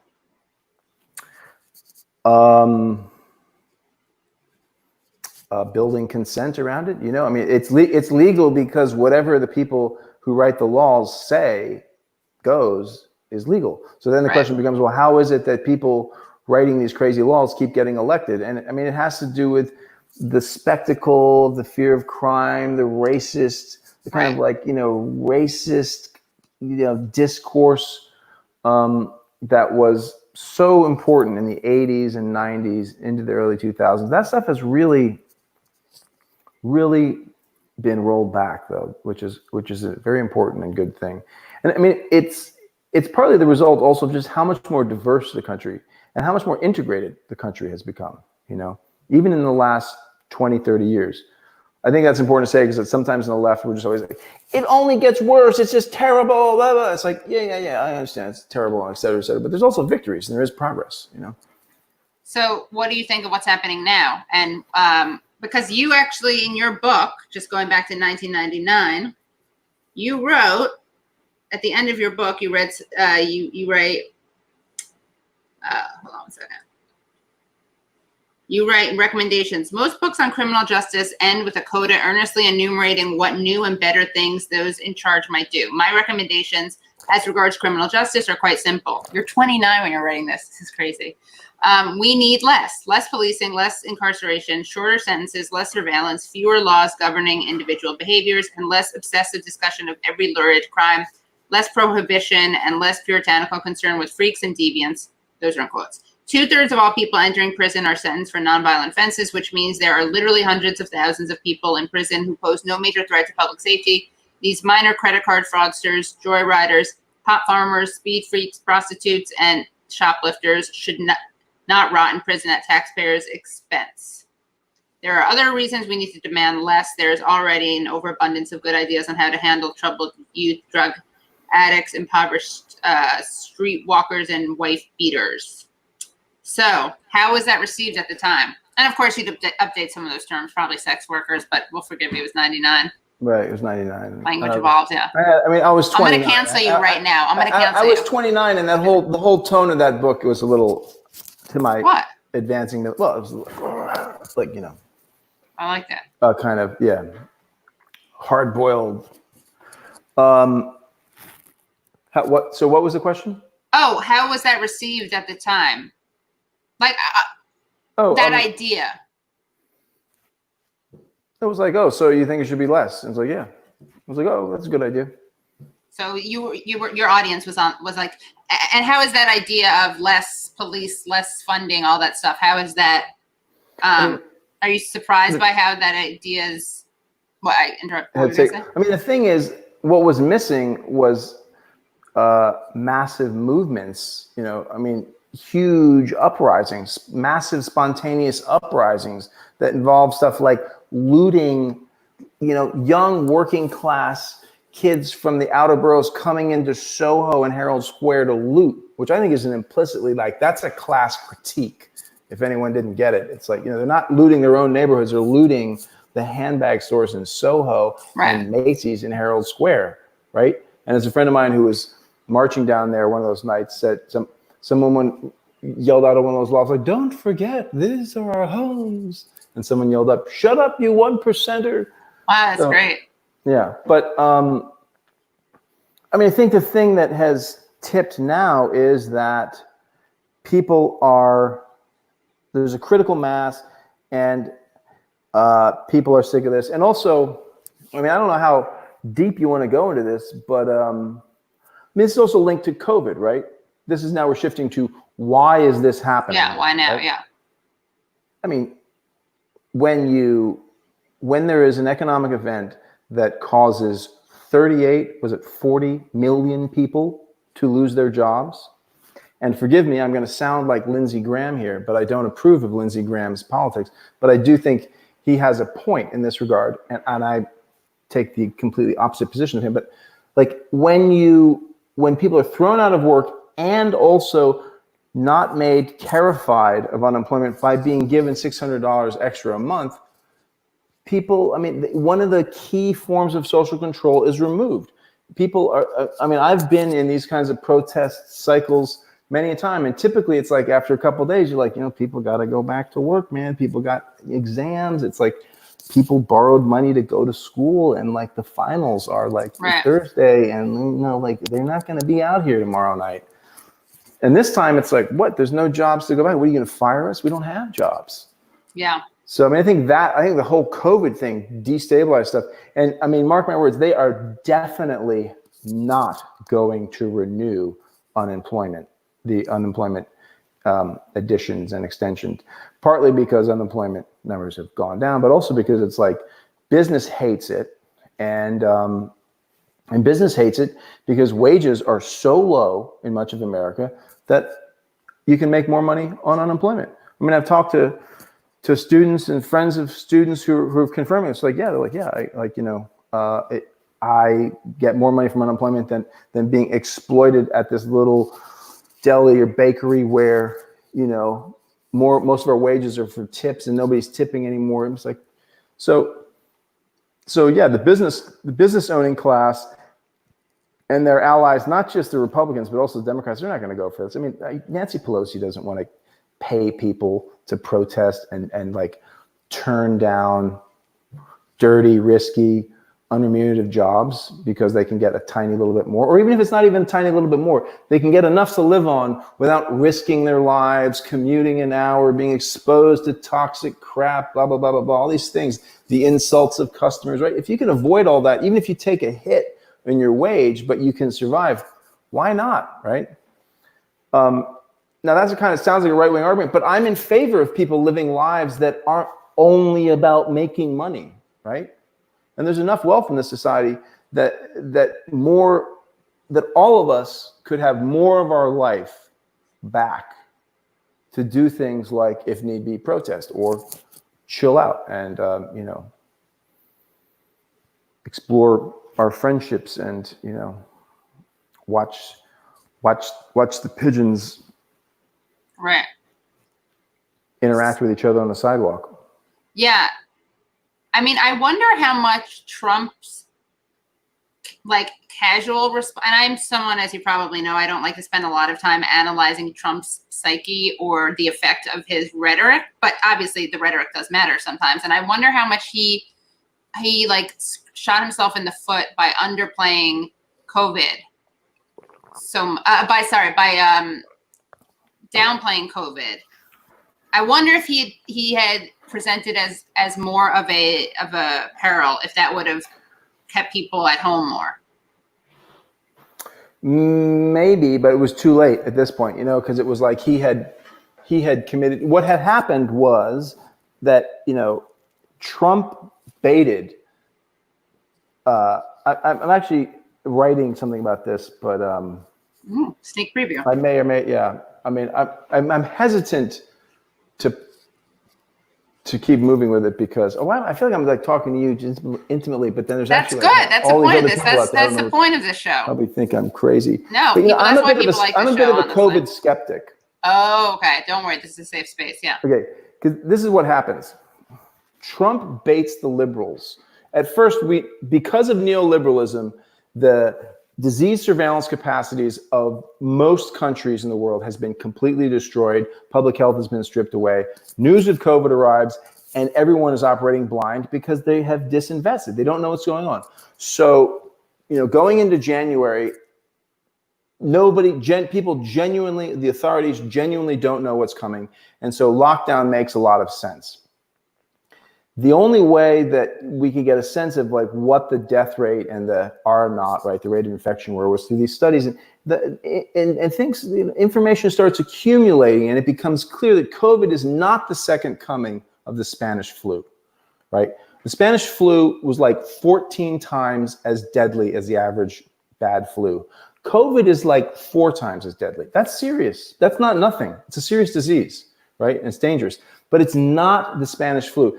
And to like completely crash the world economy on something that's only 4 times as bad as a bad flu rather than 13 or 14 times, but that's a different thing. And so right at the moment when this information is coming in, and I could get into sort of what I mean by this information coming in, these randomized studies, but Trump then comes forward and goes, we want the economy open by, this is like March 23rd, 24th, something like that. We want the economy open by April. And right, I remember Easter. And the liberals are like, whoa, well, this guy's crazy. What is he talking about? This doesn't make any sense. Then the DeVos funded protests start. The first one is, I believe, in Ohio, and this is like April 8th, April 9th. Then around April 12th, Trump tweets his support. Liberate Ohio, liberate Michigan, right? Yeah. And at that point, I think Inslee from Washington lashes out. It's like, you're crazy, blah, blah, blah. And then by then, like protests over the second and third week of April and fourth week of April and into the first week of May just explode. And there are protests in like 31 states. And I think Trump successfully baited the liberals. And the liberals of the New York Times, Washington Post were like, this guy's irresponsible. He's totally crazy. We're going to get him on this. We're going to hang him on this. And I feel like reporting around the science on COVID after Trump starts baiting the liberals kind of falls apart. And there's a kind of denial sets in at NPR and the Washington Post about the fact that, like, look, it's a bad disease, but it's not the Spanish flu, okay? And they're like, there's going to be massive spikes in the, blah, blah, blah, blah. And it's like, I mean, what's happened? It's like, go to the New York Times. They've got that interactive web page. Look at the infection rates. Look at the death rates. The trend line is down. And it has now been over a month that the mainstream media has been like, there's going to be a big spike. There's going to be a big spike. And there are spikes in infections, but not in deaths necessarily. Like there's a spike up in Burlington. But it's like 4 out of 5 people who test positive show no symptoms. And what's turning out is that we realize, it's like 80% of these cases are mild or asymptomatic. 40% of people in the Bronx have antibodies, So this thing is not as bad as we thought. I'm not saying it's not serious. I'm not saying it's a problem. I'm not saying it's a conspiracy, et cetera, et cetera, et cetera. But I think that the right successfully baited the Democrats and the liberals into owning the lockdowns, and they could own the reopening. And that prior to these rebellions, that was their strat. That was Trump's strategy. Like, okay, these guys are gonna own keeping people out of work, and they're gonna regret it. Yeah, especially because they're not being advocates for the giving. I mean, they could own Trump back if they had any political savvy / moral compass, by actually moving towards providing people with more of a subsidy.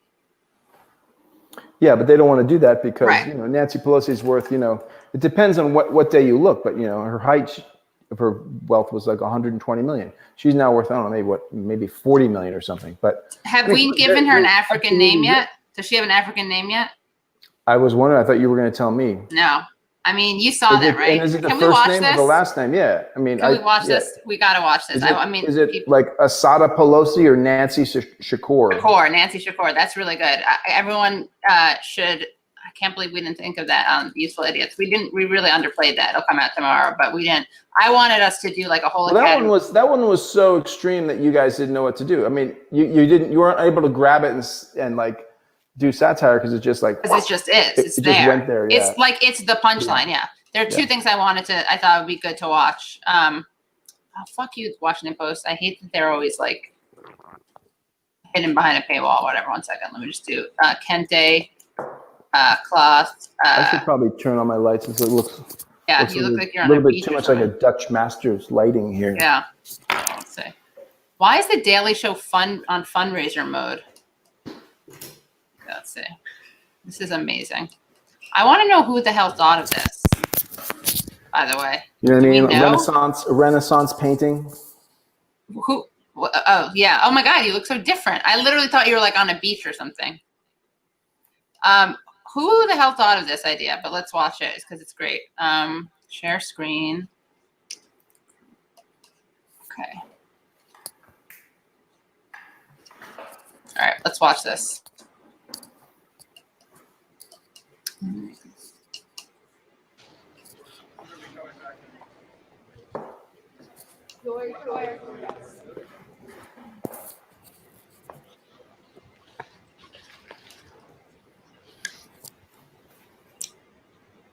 Look at this. Does anyone buy this, man? It's just like. First of all, I got to give Barbara Lee a shout out. That was Barbara Lee, right? It's like, it's kind of awkward when you're wearing a skirt. It's hard. And then they have to do the downward dog thing now to get up, which, bless their hearts, I would not be able to do. I would be worse than Pelosi. Oh, I didn't see this. I mean, Oh, I would this do explains that. the very ageist jokes that some of my friends were making about Oh, yeah, how hard it was for them to get back on their feet. Oh, I see. No, I mean, to be fair, I definitely couldn't. She definitely got up faster than I would have gotten up. But did we get to see Nadler? She didn't do it on her own, though. You're right. Yeah. No, she didn't pull herself up by her But whatever. bootstrap. Hey, man, my joints. I started this whole conversation by Wait, look saying at the Barbara what Lee. it's like Look to at be an old socialist I know. whose joints start hurting. Look at Barbara Lee, though. This is not fair. Yeah. See, she's very practical. She's very good at that, though. I couldn't have done that either with a skirt on. Look at Schumer, and then where's the Nadler, who was just standing there the whole time? I assume because he had somebody. There's Nadler. You see him? He was standing the whole time. I think because he had stomach whatever. I thought Nadler was on his knees with a picture of George Floyd, wasn't he? Maybe that was I don't know. I should see Nadler. But then the other thing that's something I want to show you. And then somebody on Twitter. Not that I'm on Twitter, but I get. Yeah, why are you on Twitter, guys? Shouldn't Christian be on Twitter? He's way too knowledgeable to not be on Twitter. But friends of mine are on Twitter, and they occasionally send me tidbits. And one was somebody with a still of that, or they were all like, they had their arms crossed, and it was like, the caption was like, "Can you imagine seeing this in 2019 without any explanation?" They all had like their masks on. Oh yeah, it's true. Yeah, what the hell? What's the hold on? What was the other? Yeah, let's see Jerry Nadler. Was I making this up? Nadler, Kente. Let's see. Oh my God, I didn't even watch them unveiling the reform in the Kente cloth. Do you know that the Kente, I think yellow is a sign of prosperity. There's growth, prosperity, and then I don't remember what the other thing. But Matt and I analyzed it, and it was like more yellow than anything else. So the symbolism of that was prosperity. And then I want to show you this. I don't know if you've seen this, but this is really moving. Hold on. I gotta show this to you. Did you see this? I take responsibility ad. Mm-mm. Okay, hold on. First of all, I don't know who half these people are. Hold on. Okay, this is another thing I gotta show you. Twitter. Stop screen. Share screen. Meanwhile, while you're doing that, I'm going to obsess about this ugly piece of fossil fuel infrastructure behind me. What is it? Oh, you're funny. It's a heater. It's very embarrassing. To occasionally be in here, to be in this office talking about climate change and have this thing in the background. It's like the return of the repressed. Hold on, let me just see. Where is that thing?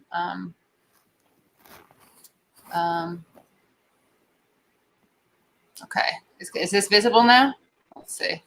No, I had the wrong thing. Your 1 Twitter. second. I know it's the wrong one. I have too many things open. Hold on.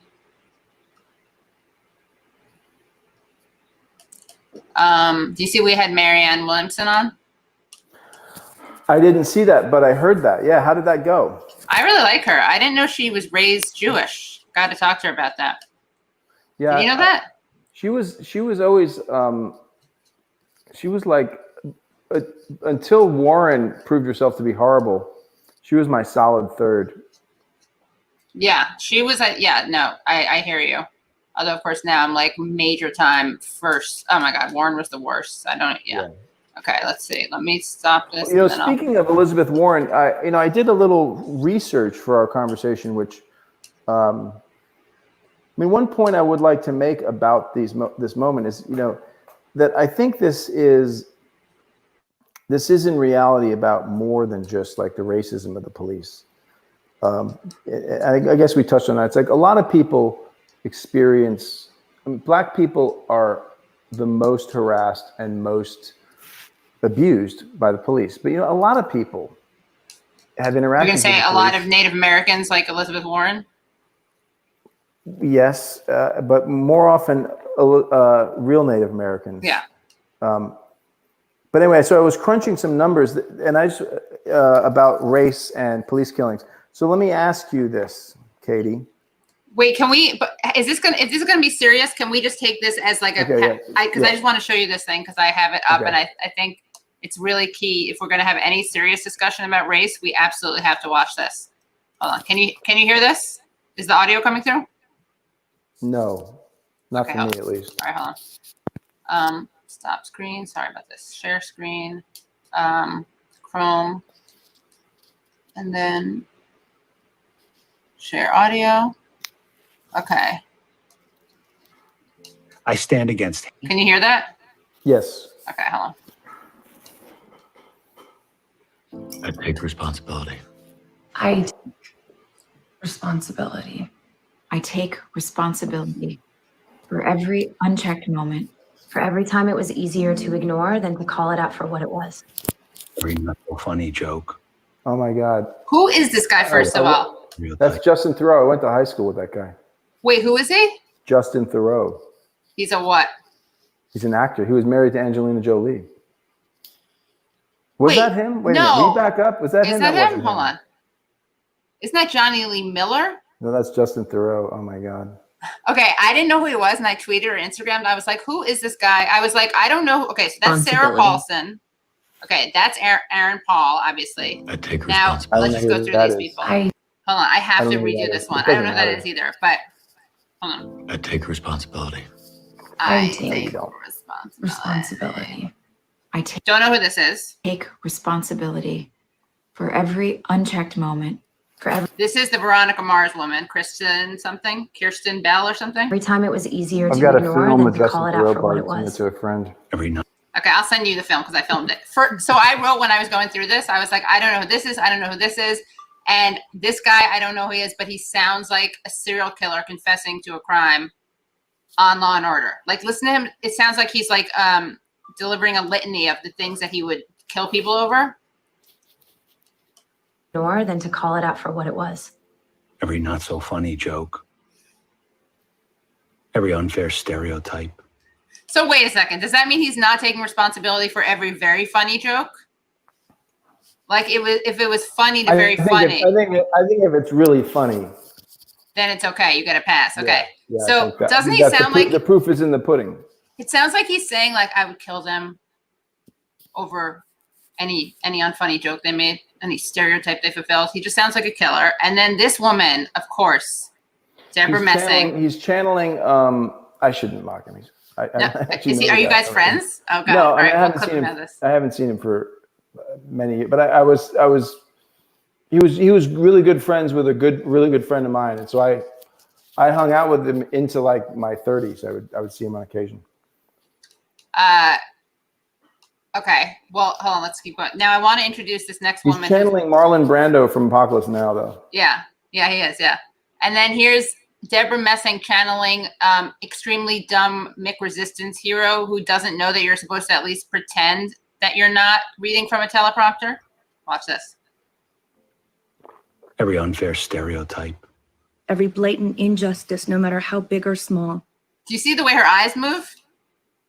No. Everyone else is trying to like look, watch her eyes. She's reading. Oh my God. But everyone is basically, but look how obvious it is. Watch. Every unfair stereotype. Every blatant injustice, no matter how big Do or you see small. that? Every time I remain silent. I don't know who that guy is. Who's that? Some director or something? I don't know. Okay, now watch this woman, okay? Well, listen to what she says. Showbiz, this is your lane. I don't know. This is what she says. Listen to what she says and also the face she makes. That Every looks time Like who? Jessica Chastain, right? But it's not her, is it?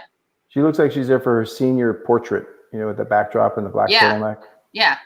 Okay. Every time She has I a lot of remain insight. silent. Every time I explained away police brutality or Why turned a would you blind do eye. that, lady? Okay, that's what I'm like. Everyone's making these kind of like relatable, like when I didn't check my privilege, Well, when I didn't it's speak kind of out. escalating. It's like every time I lied to the cops to have a black man arrested because he scolded me for having my dog off a leash. Yeah, exactly. I know. Every time I committed a crime and blamed it on a person of color, knowing the cops would arrest them. Yeah, every time I committed a hate crime, I'm taking responsibility for that. Yeah, it's so weird. And like, look at the face she makes too after she says it. Hold on. It's Doesn't it look like like class of 1980. Senior, Yes. Congratulations, Yeah. senior class of 1980. Everybody wears like black turtlenecks. Yeah. It's our theme. Watch the face that she makes after she's like, it's like she's like in a cute like Jello pudding ad or something. Wait, watch this one. I don't even know if she has someone. Every time I explained away police brutality or Why turned the a fuck blind would you eye. do that? Why would you do that? And also, why would you be like, yeah, it's Had to really, do it. Why did she do that? I know that's a really good point. They're escalating it. It's like, I take responsibility. this is like, this is good. Black people are being slaughtered in the streets, killed in their own homes. These are our brothers and sisters. Okay. Our friends. I don't know. That's Family. Julian Moore. I don't know who this is. We are done watching them die. We are no longer bystanders. We will not be idle. Enough is enough. She got, I will no okay. longer allow an unchecked moment. I will no longer allow racist, hurtful words, jokes, stereotypes, no matter how big or small, to be uttered in my. Did you hear him say uttered? He gets a little yeah. Shakespearean. It's whatever. Yeah. He's, My presence. let's see. I will not turn a blind eye.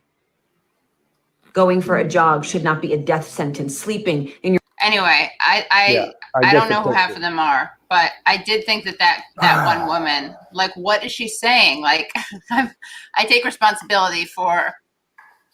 You know, well, this is a great segue to my pop quiz for you. Yeah. Okay. You know that African Americans are like 2.5 to 3 times more likely to be killed. I mean, they are killed by the police at a rate that is greater than their proportion of the total population of the country by 2.5 to 3 times, right? Say the stat again. Right? Say the statistic again. So African Americans are killed by the police. So African Americans are like 13% of the population nationally. And they are killed at a rate that is 3 times, the estimates vary, depends on the year, but it's like 2.5 to 3 times that, right? So, whereas white people who, non-Hispanic white people are 62% of the population, including Hispanic white people. This is their word, Hispanic. The census doesn't use Latino yet, or Latinx. If you include white identifying Latinos, it's 75% or something, right? So 62% of, white people. And so white people are 62% of the population, but they do not constitute 62% of the victims of police killings, right? African Americans are 13% of the population, but they do not constitute 13% of the victims of police killings. They constitute more like, 30%, right? They're like close to 3 times Right. the rate of them in the population. So given that knowledge, what do you think are the most racist? Like, what do you think? How do you think these numbers? Do you think there are any states where white people are killed by police at a greater rate than their prevalence in the general population of the state? Greater rates than their prevalence. So would that mean that they are killed more than? It would mean that for every 10 white people in the population, Right. A greater percentage would be killed by police. Right. And is that related to the general population? It would mean that, like, if white people in some state were 50% of the population, if they were killed at a greater rate Right. than their distribution in the general Right. population, Sure. they'd be killed at 51% of Right, victims. right. or But my 55% question of is, victims. and maybe you can't tell me this, but is that in a state where would other people be killed at higher rates? In other words, is there like a general elevated? I was afraid this would be a problem, Katie. I shouldn't say that. All right, look, No.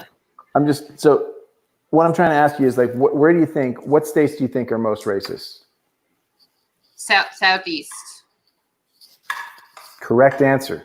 Correct answer in terms of my plan, which is that it's the wrong answer. Actually, this is going to blow your mind probably. The Wyoming. most racist states in terms of police killings. So first of all, 52% of all people killed by the police in the United States are white. 62% of the overall population of the country is white. Okay. So white people are killed at a rate considerably below their rate in the population, okay? Wait, what are the numbers again? 52, this is 2016 numbers I'm using from Okay. the Guardian's I remember, yeah, counted, Gabe worked on that. I can't remember. So what are the in numbers again? Mississippi- Yeah. I'm just going to cut to the chase here. No, tell me the numbers again, though. Tell me the ones that you just said. Let's say, so in terms of total numbers of, I didn't write down the, the standard rate is that African Americans are killed at 2.5 times Right. their rate of population, right? And that is, that means 250 to 300% greater than their prevalence within the population is the rate at which they are murdered by cops, right? So that's extreme. And that is why we are focused very legitimately on police racism. But what often gets left out is like, what I'm getting at here is the class dimension of it. It's like, well, who are the other people that the police kill? And it's, well, 52% of all the people that the police kill are white people. And they tend to be, poor, heavily armed white people in weird places. So a lot of this is about class. So, and you think, okay, the Southeast, right? The old Confederacy, that's where the racists are, right? That's of course. That's what I said. Okay. That's my word. I was, by the way, I wasn't pushing. I was giving you the answer. Okay. Don't try. I knew that there was. If I had tried to overthink it, I would have said. In the deck. Okay. So Mississippi in 2016, 11 people were killed by the police. 7 of them are white. 6 of them are black. In other words, 64% of those killed by the police were white, and 54% were black. In the total population, white people are 56% of the population. So they were killed at a slightly higher rate than they are. Yeah, but no, I'm sorry. Scrap that. That one's messed up. But yeah, no, this is Kentucky. This is the state where my in-laws live. Kentucky. 22 people were killed by the police in 2016. 19 of them were white. 2 were black, and 1 was Latino. In the population as a whole, 84% of the Kentucky population is white. Yet 86% of the victims of police killings were white in Kentucky. In the population as a whole, 8% of the population is black, and 9% of the victims of police killing were black. Latinos are 3% of the population. They were underrepresented. That's weird. Kentucky. Tennessee, birthplace of the Ku Klux Klan, I remind you.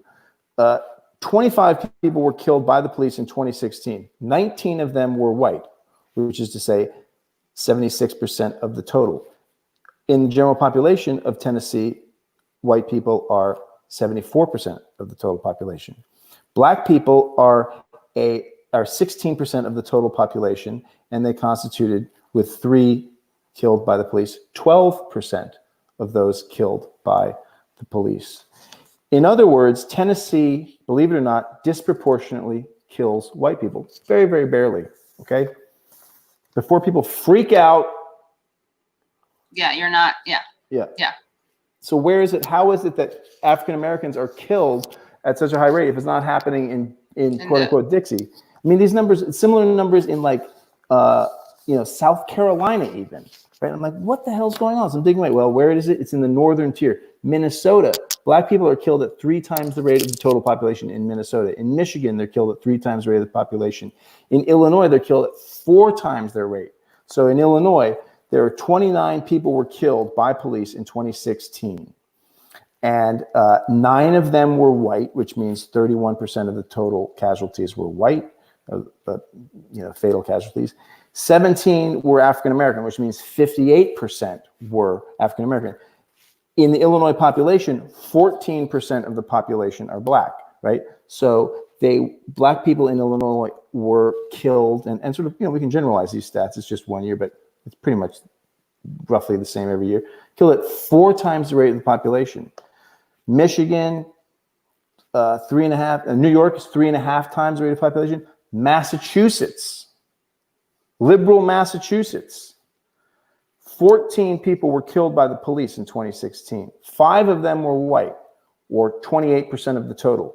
Yet the population of white people in Massachusetts is 71% white.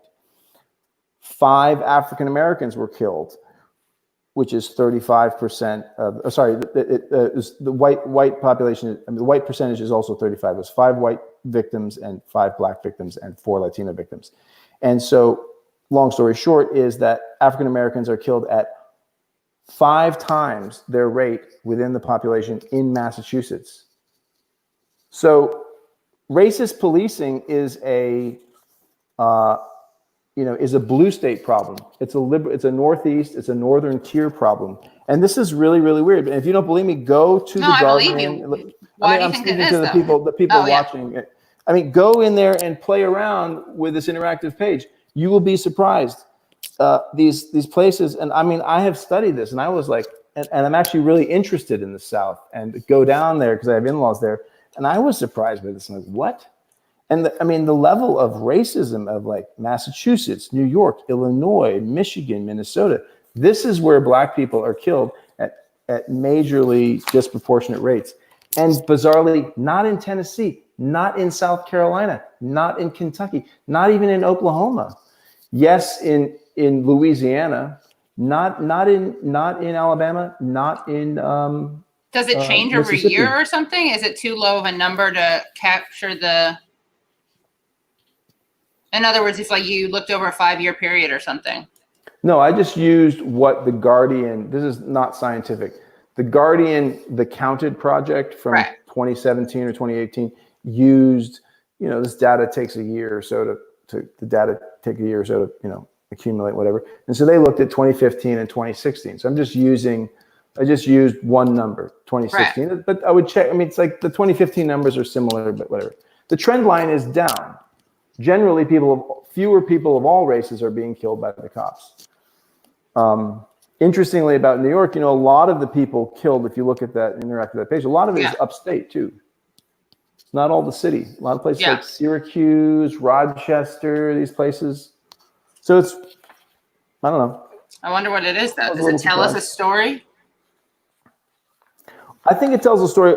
To the extent that the New York thing, I think it tells a story about the NYPD, which is that I think the NYPD, first of all, it's becoming more diverse, and it's been under a lot of scrutiny. It's like media market #1 globally, and it like the age of cell phones. It's like, I mean, people are on the NYPD. 20 years ago, the NYPD rank and file were like 70% white. Now it's 45% white. Yeah, it's not diverse. But how much does that matter? As your friend Alex Vitale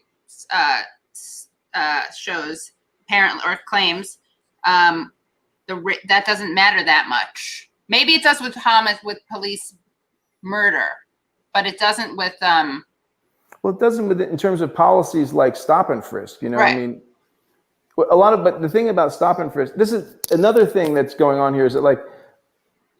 I guess I'm repeating a point I made before. This is not just about, these protests are not just about police killings, right? Right. Yeah. All these people are hitting the street in part because they're sick of the inequality in the society. They're sick of the unfairness, and they're sick of being hassled by the cops. Yeah. Like, I've asked my students at John Jay about their experience with stop and frisk.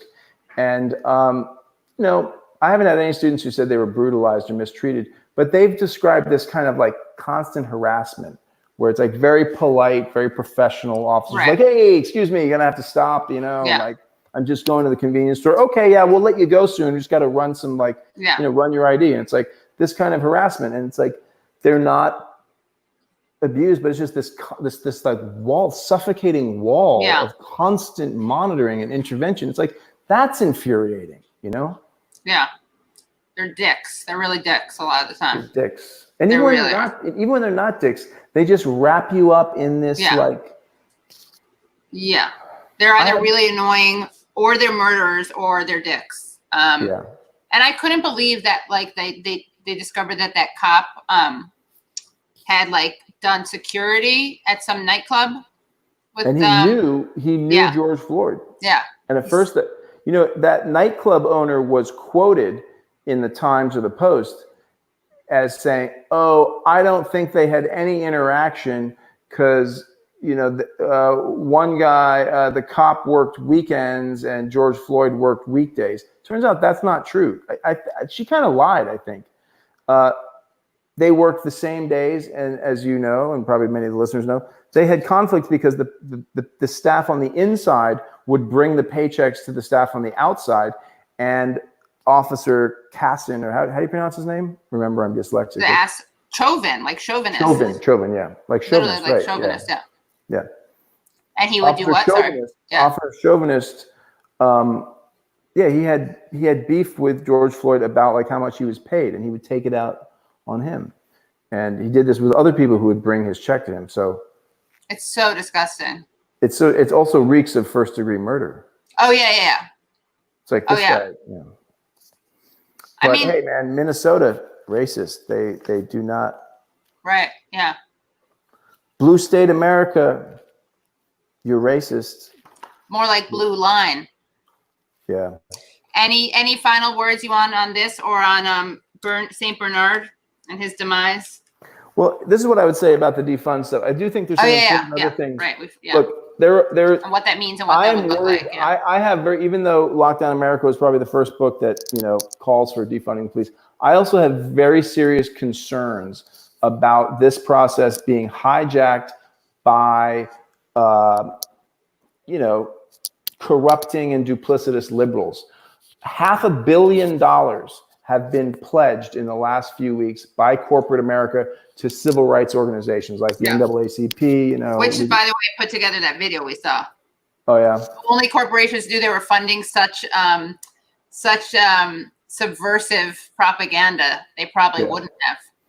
So when they talk about disbanding the police force in Minneapolis, one concern is the breaking of these public unions. I don't support that. I don't think, even though police unions are really pretty reactionary, I'm like, this is interesting. I mean, my thinking on this is developing, and I'm in the middle of thinking this out, but I am not prepared immediately to go, yeah, they're not unions, crush them. It's like, there are places where police unions have been important in defeating right to work. They are highly problematic. But their language, the language in police union contracts is no different from other unions. It's like, if you think that regular unions, healthcare workers unions, teachers unions, don't have an obligation to defend fuck ups, you're wrong, right? Talk to anyone who works in unions. It's like, you don't just get to defend the wonderful teachers who are being wrongly accused by the administration. The teacher who's shirking and who's on drugs and this and that, and everybody hates in the bargaining unit, they also have to be defended, right? I mean, so there are these kind of like limits that unions have. They have a kind of fiduciary duty vis-a-vis their members. The members pay dues, and the unions have to do certain things for them. So I think we got to think in a more nuanced fashion about. Can you stop? Are you clicking your? I want you to say that again. But are you clicking your pen or something? No. I heard. No, sorry. Say that again. So police we have to think of what? Say that again. We have to think in a more nuanced. I don't think we can just dismiss unions as not being police unions as not being unions. That could lead to that could open the door to a more general assault on public sector unions, or could feed into the general assault on public sector unions. Also, a simplistic idea that you can remove police and not remove the police function. I mean, if you think a capitalist city, a capitalist economy can somehow just remove the police force and not need the police function, you don't have this level of inequality and exploitation and not have a police function. And so I fear that if the left isn't really kind of vigorous and creative in how it responds, that we might end up with a kind of, mass of, weaponized social workers, right, and then a kind of small core of, Blackwater private security types to do the difficult stuff. And like the police function isn't going to go away. It could go away, but you got to deal with root causes, to use an old-fashioned term, right? You got to deal with jobs and housing and stuff like that. And unless that's dealt with, the capitalist cities are going to need this kind of class segregation, and that's the police function. And they can do that with uniformed, publicly accountable police officers, many of whom are racist and abusive, and they can do that with any other number of arrangements. And if we're not careful, some of those arrangements might end up basically just becoming privatized policing. So, I mean, that's kind of like sacrilegious to say among a certain type of activist, but I think this is something people got to think very seriously about. Yeah, I think that like the broad brushstroke view of it, right, is like stop investing so much in the police and invest more in teachers and healthcare workers. And of course that makes sense in terms of the root causes issue, right? Like the more, the more you put in. But when it's like abolish the police, I was having conversations with friends and students about this, like abolish the police. And it's like, well, and replace them with what? It's like community control. It's like, what is that? I mean, lynching was a form of community control. Like community control can take any number of forms. Right, that's true. So what is the answer though? Because like the thing you described with the gangs, right? Yeah, I mean, that I truce. think I'm in favor of pruning the police. I'm in favor of really reducing their resources and their numbers and demilitarizing them, because militarization is really, really important. Yeah. Breonna Taylor was killed because SWAT teams exist, because SWAT teams, which were designed for hostage situations and active shooter situations, are being used to serve routine warrants. And that's what was happening. There was a routine search warrant, basically.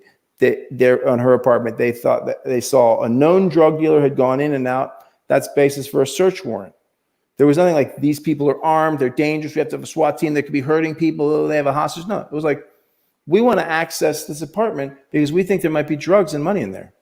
You don't need a SWAT team in the middle of the night for that. The reason she died was because these guys came in without announcing themselves, and her boyfriend, like thinking they were home invaders, fired at them. They fired back and killed her, right? That's a direct result of the overuse of SWAT teams. That militarization needs to be pruned way, way back. But I'm not in favor of just like, and the even more radical thing is eliminate public, the public police force, and we'll just fill it in with something better. It's like, be careful. Eric Prince might be bidding on that contract, They might sugarcoat it with social workers, and it could be a bunch of, Blackwater vets underneath it, doing the same stuff they did in Baghdad. I mean, so what do you think? Things happen. What do you think if you were, if you could design the changes that we need, that would be needed within the world we live in, not after the revolution comes or whatever? Like, what would you do right now if you had the power to make up policy? A lot of it would not have to do with policing crime. A lot of it would have to do with work.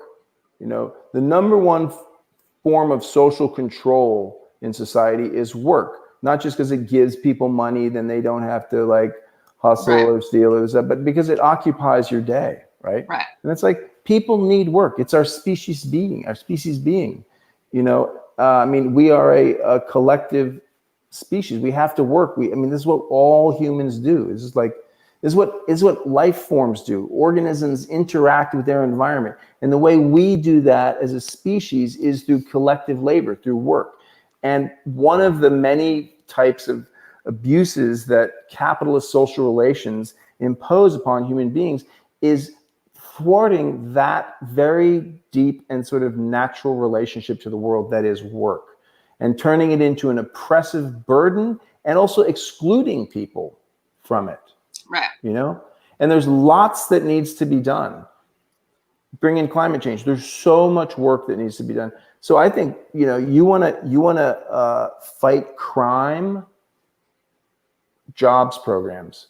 This is not just about poverty, right? This is the difference between a universal basic income and something broader. Right. Engage people in useful work. Take young men who want to make something of themselves and want to be heroes and have a sense of purpose. And then put them to work doing things. Don't let them spin out into destructive stuff, right? So I think that's the key thing. And then if we did stuff like that, then pruning back the cops would seem like a totally rational afterthought, and people wouldn't be so defensive about it, because they'd be like, well, yeah, but we have all these other public sector jobs over here. It's like, don't worry, all these cops that are going to be fired from policing, they're now going to become logistics managers on the green restoration programs, blah, blah, blah, blah, blah, right? That's the scale at which this stuff needs to be dealt with. We need something like the New Deal, but even more so. Yeah. Because you're saying if we do the defund the police stuff, that'll create, and I've thought about this too, is it just going to create unemployed, defected, disaffected? Yeah, but I'm answering your question, which is what's my, short of the revolution, but realistically within the situation, what would I suggest? That's what I would suggest. Now, that said, if that's not possible, I'm still in favor of pruning the cops and firing some cops. And demilitarizing them, right? And demilitarizing them, absolutely. Because there's no reason for that. I do not think that it's going to be so easy to just do away with the police force in Minneapolis. I don't think that is going to happen because of the police function. So we've got to like deal with why is it that capitalist governance has this police function? What is that about? That's about class inequality. That's about exploitation.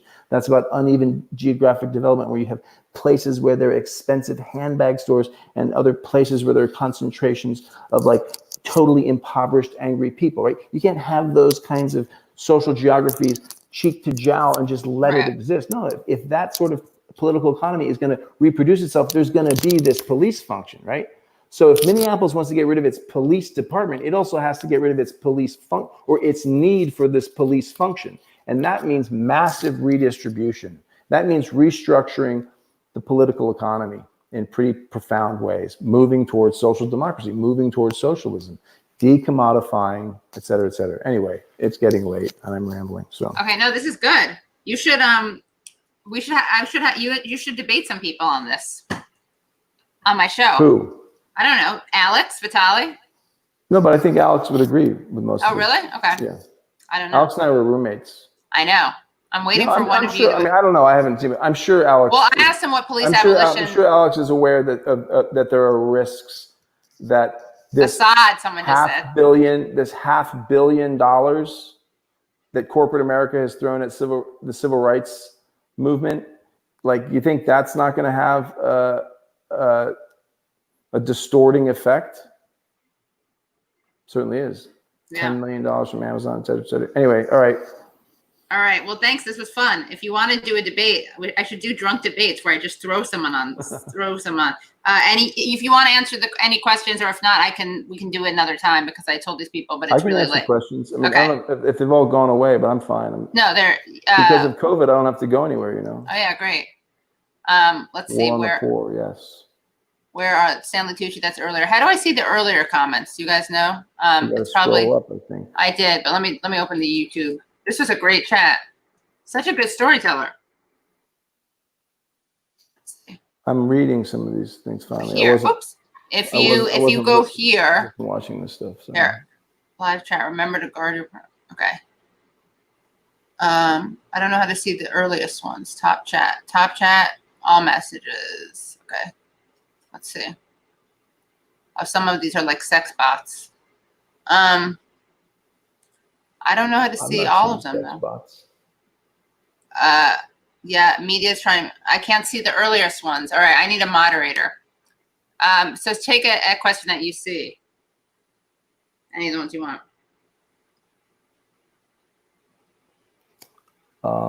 I'm not sure I see questions. I see mostly comments. Oh yeah, no, that's it. That's the annoying thing about leftists. Well, they asked about your syllabus. How about you guys join the police to improve it? Sounds like a great idea if they're so overpaid. We didn't say they were necessarily overpaid. Yeah, we didn't say that at all, actually, did we? I actually thought about that once, though, before I did a PhD. I thought about maybe joining the police and writing a book about it. Yeah. Oh, right, because I didn't want to do that. I didn't want to deal with that shit. I'm too lazy to be a cop. Stand around. Hurts your hips. Have some supervisor come along, but hey, what were you doing? I saw you sitting down. You're supposed to be standing on this corner all day. Like, who the hell would want to do that? But yeah, I thought briefly. You could be like, I'm actually. Sorry, say that again. I was like, it was in the early days when it was before I did a PhD. I was a journalist. And I was like, oh well, maybe it was in my 20s, Mike. Yeah. I was like, oh yeah, that could be interesting. Riveting. Yeah. It was actually before New Jack, Ted Conover. Then he became a prison guard and did a story on that. Did a book on that, which was an interesting book. If you read that book, the thing you learn about being a prison guard is that it's really boring. Really? It sounds like it would be really boring, and also you don't know if you're going to live. There's that, but there was a lot of between those two things, there's a lot of boredom, right? Between those things, those incidents, yeah. For 3 months, he was his job was to sit by a door, and when people came, to push a button to open the door. I'd be scared. Oh, there are a lot of fake protesters, by the way. Beware. There are a lot of fake protesters? Yeah, apparently. Where? How's your father, Michael, doing? He's doing all right. Zach Campbell. I'll tell him you said hello. Yeah, he's getting old, but he's doing okay. We should have him on one of these. Yeah, he's slipping, unfortunately. Otherwise, he would be writing. he's slipping either because it's genetic in our family. His grandfather, I think, kind of, it's probably in the mail, or for me as well, but also because he got hit in the head too many times. As what? My father? Well, Yeah. one, just as a kid, concussion, like playing around. But once because of the cops, because of his activism, he was beaten up for, maybe that's part of why I don't like the cops that much either, because my father was, not only red baited out of academia, but, beaten up by the cops in Champaign-Urbana and charged with a felony of assault. It was before everybody had cameras on their phones. And that was part of what facilitated his red baiting out of academia. And he was driven out of academia, and it was, and he managed to thrive outside of the academy, but he did not choose that. He did not want to be a public intellectual all on his own without any a department, resources or backup. Without a scholarly scene to be part of. He was driven out of that because of his radicalism against the war, and because of his proximity to the Communist Party. And he would do stuff like defend the Soviet Union, defend Cuba, defend Nicaragua at the height of the Cold War, and that was not rewarded by academia. Right. It was punished. Oh, hey, there's Ken. Somebody in here. Ken and I are on an email list together. Oh, nice. Yeah, well, you see, Ken, I'm in favor of pruning the cops, because you raised a question like that on our list. Well, how do you think we can best explain the discussion of policing to include class management of surplus population inequality, upscale urban development, without being accused of downplaying racism? Good question. That, Kenny, is a tough question. I mean, the way I've tried to do it is what I did in Lockdown America, which was just to focus on the political economic history, not not to pit class and race, but to see how they operate together. But I think some of it is also about reminding people of basic stuff that, on that Guardian counted page, what do all those people have in common? I mean, you can't say because they don't include employment status or whatever, but you look at these faces and you're just like, these are not the people from the golf course, right? All of these people are poor and working class people, right? And half of them are white, a little more than half of them are white. People of color are killed at massively disproportionate rate. But it's like, what do all these people have in common? They're poor. With some occasional, with like very occasional blips where it's not someone like that. Middle class lunatics who. I mean, if you're mentally ill, it's like you're mentally ill. It's like you're poor, or like a white mentally ill person is treated like a sane person of color. Yeah. But I'm saying every now and then it's just a random person, like a random, not like that Australian woman who was like out on her porch in Minnesota, remember? And actually the cop who was killed by a Somali American cop. Yeah. Right. But yes, I mean, for the most part, yeah. Yeah, that stuff is pretty random. Yeah. I don't know though, Kenny. That's a good question, and I don't know. When you figure it out, please share with us. I don't know. This is another. So Sam writes, I'm giving a speech to the Bernie delegation at Missouri State Dem Convention on Saturday. I sensibly supported my candidacy for at-large national, but I'm white and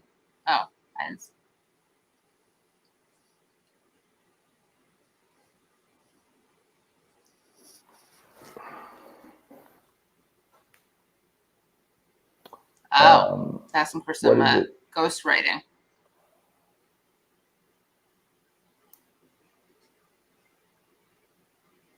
Well,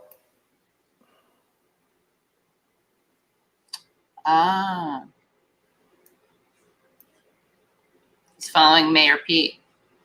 Who's following Mayor Pete? This guy, Sam. I want to say especially with effing Mayor Pete addressing the convention 45 minutes before me.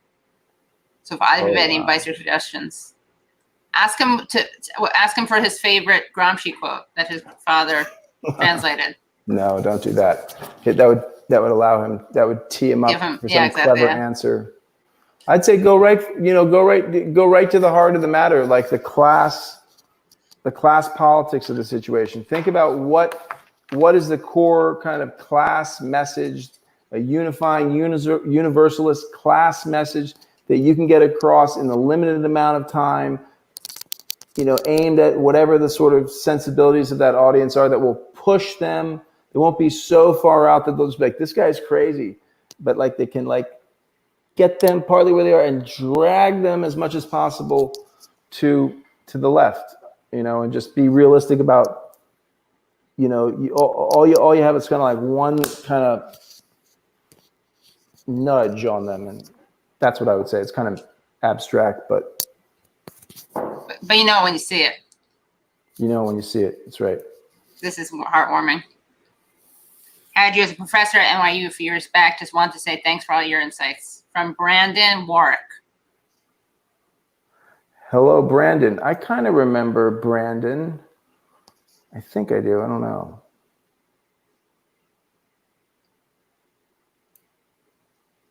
All right. And any thoughts on Bernie? I think. And your dad. Brandon, were you in social foundations? I think. Yeah. That's so cool. Yeah. This is moving. Yeah. Were you kind of conservative then? Maybe you're still conservative. I have to have I had this one, I think it might be Brandon, but I had this one class where a couple students who were, they kind of liked, yep. Okay. I remember you, Brandon. Wow. This is a safe space. Right on, man. Well, good to hear from you. You made an impression. You were a good student, and I have remembered you. Wow. And I hope you're doing well, man. And, Are you still conservative? And I hope, is he still, you're still conservative? Well, he was a smart guy, whatever. Is a smart guy. Oh, not at all. Not at all conservative. Okay. Oh. Okay. Oh, he was a Bernie guy then too. Okay. Oh, okay. All right. Well, yeah, for Michael and Christian Parenti, that means you're conservative. No, well, for my dad. I know. Okay. But my dad and Bernie were friends back in the day. Yeah, and then they had a falling out over foreign policy and right. Yugoslavia and stuff like that. Another little, since this is a safe space, a little gossipy thing. Now that it's all over, I can get it off my chest. Yeah. You know what happened when Bernie started getting momentum? Both my father and I started getting approached a lot from these weirdos. We're like, hey, I'm doing some research about this thing. And you could tell they were looking for dirt on Bernie. Yeah. You were like, yeah, he's awful. He was terrible on No, it was just NATO. Never, ever, ever answer them. I know. Be funny if they thought you were gonna, yeah. And my dad who's getting a little kind of foggy, but that was very clear. And even though he's pissed at Bernie, he was just I was like, don't talk to those people. He's like, of course not. It's would never, ever. Well, even if you don't like him and you broke with him on foreign policy, I mean, I'm sure is the closest thing your dad has ever seen to someone he'd want to be president, right? Yeah. I mean, at least in recent history. Yeah, he was gonna vote for him. Yeah. I think he voted for him in the California primary. Yeah. But yeah. Yeah. That's what happened? He just the machine took him on? What? Bernie? In terms of his foreign policy stuff? Yeah. No. Why he lost the primary. Sorry. Yeah. I mean, here's one of these things that, you can't say, you couldn't say publicly, but maybe it's maybe the country's just too right wing. This is what my dad said, my dad is he's 86 and it's he forgets words and struggles for words, but he's still, he's still coherent, but he's not coherent enough. He's sworn off giving lectures and interviews because he's just like, he loses his words. But, he was saying, look, the country's too right wing. I was like, wow, why can't he do it? And he's just like, it's just not going to happen. They won't let him. Democrats won't let him. And he's also like, look, the country's too right wing. And in the height of the campaign, I was sort of like, well, that's sort of cynical. But what about that? Maybe that's the thing too, right? I mean, he lost some votes in the Midwest. Maybe it was about like in 2016 how odious Hillary was. I kind of think that Bernie was worried that he would lose to Trump, that he was in fact too left wing for the country. Even though I was saying, come on, man, his issues poll best, and I believe all that. But it's like, well, when you go up against the right wing media and that the kind of centrist liberal media are like definitely not going to have your back. I mean, it would have been very, very, very tough. And they would have dug up they would have just like made stuff up on him. Yeah. It would have been so dirty. And I think maybe he was like, I just can't do it. I know. And up against Trump, and better that it's the mainstream Dems who lose rather than me. Right. But maybe in the long run, and the thing is, the guy is like, what? He's 76 or 78. He 77, is old. I think. Maybe. Yeah, he is old. He did and an he had amazing a fucking heart job. attack. I was tired just watching him. But it's like, he's really old. He's not 60, right? It'd be different if he was 60 and it's like he had the energy to like 70 even, 70. Yeah. So maybe that's part of it, right? That like at a certain point he choked. Maybe it's all, I think you know what it is? I think it's, sorry to keep interrupting you. Not letting you talk. I think it's all of the things that everyone has said. It doesn't have to be this or that. It's just add it all on. It's the accretion of these things, right? It's that Ryan Grimm says, oh, it's like he's like he's too friendly. He's actually friends with Joe Biden. Yeah. That's part of it. That sucks. He's afraid that he couldn't win. That's okay. part of it. It's like he's old. That's part of it. It's just all these things, right? And it's like he's not the only guy. I mean, he did an enormous amount. It's on us. We got to do it. And I think this rebellion has really changed the arrangements.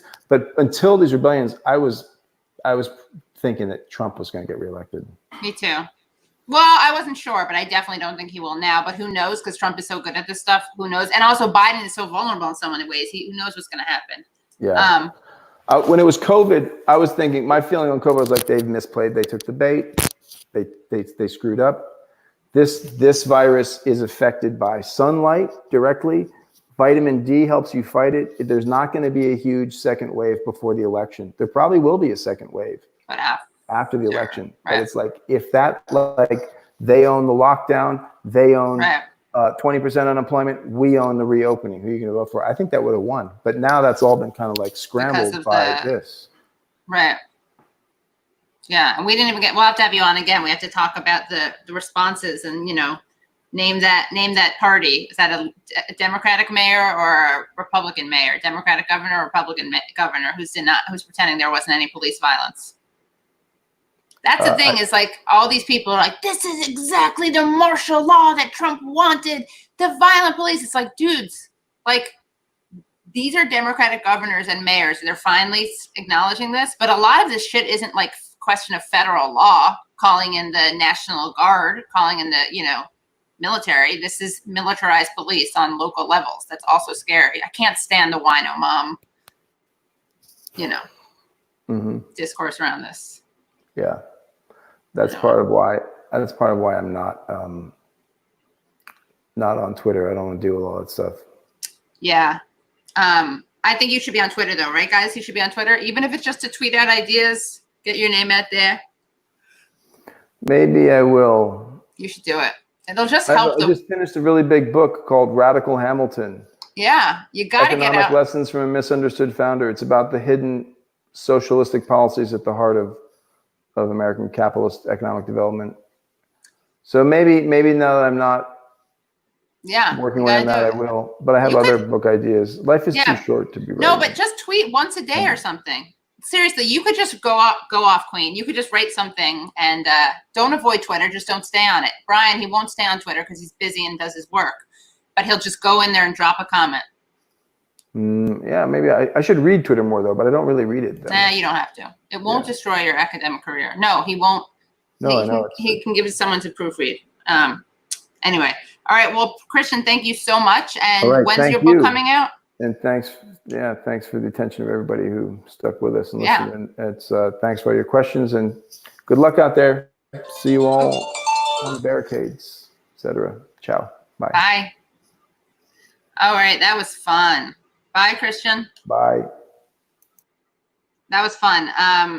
Any questions? My God, get a burner account. I am a technology addict. That has nothing. Look, if you don't think it would help Christian's career to be tweeting and be read by people who don't already know who he is, then you're wrong. All right. Sunday night, Alex Vitale, guys. Sunday night, Alex Vitale. Okay. Thank you. Thanks, and see you next week. Bye, everyone.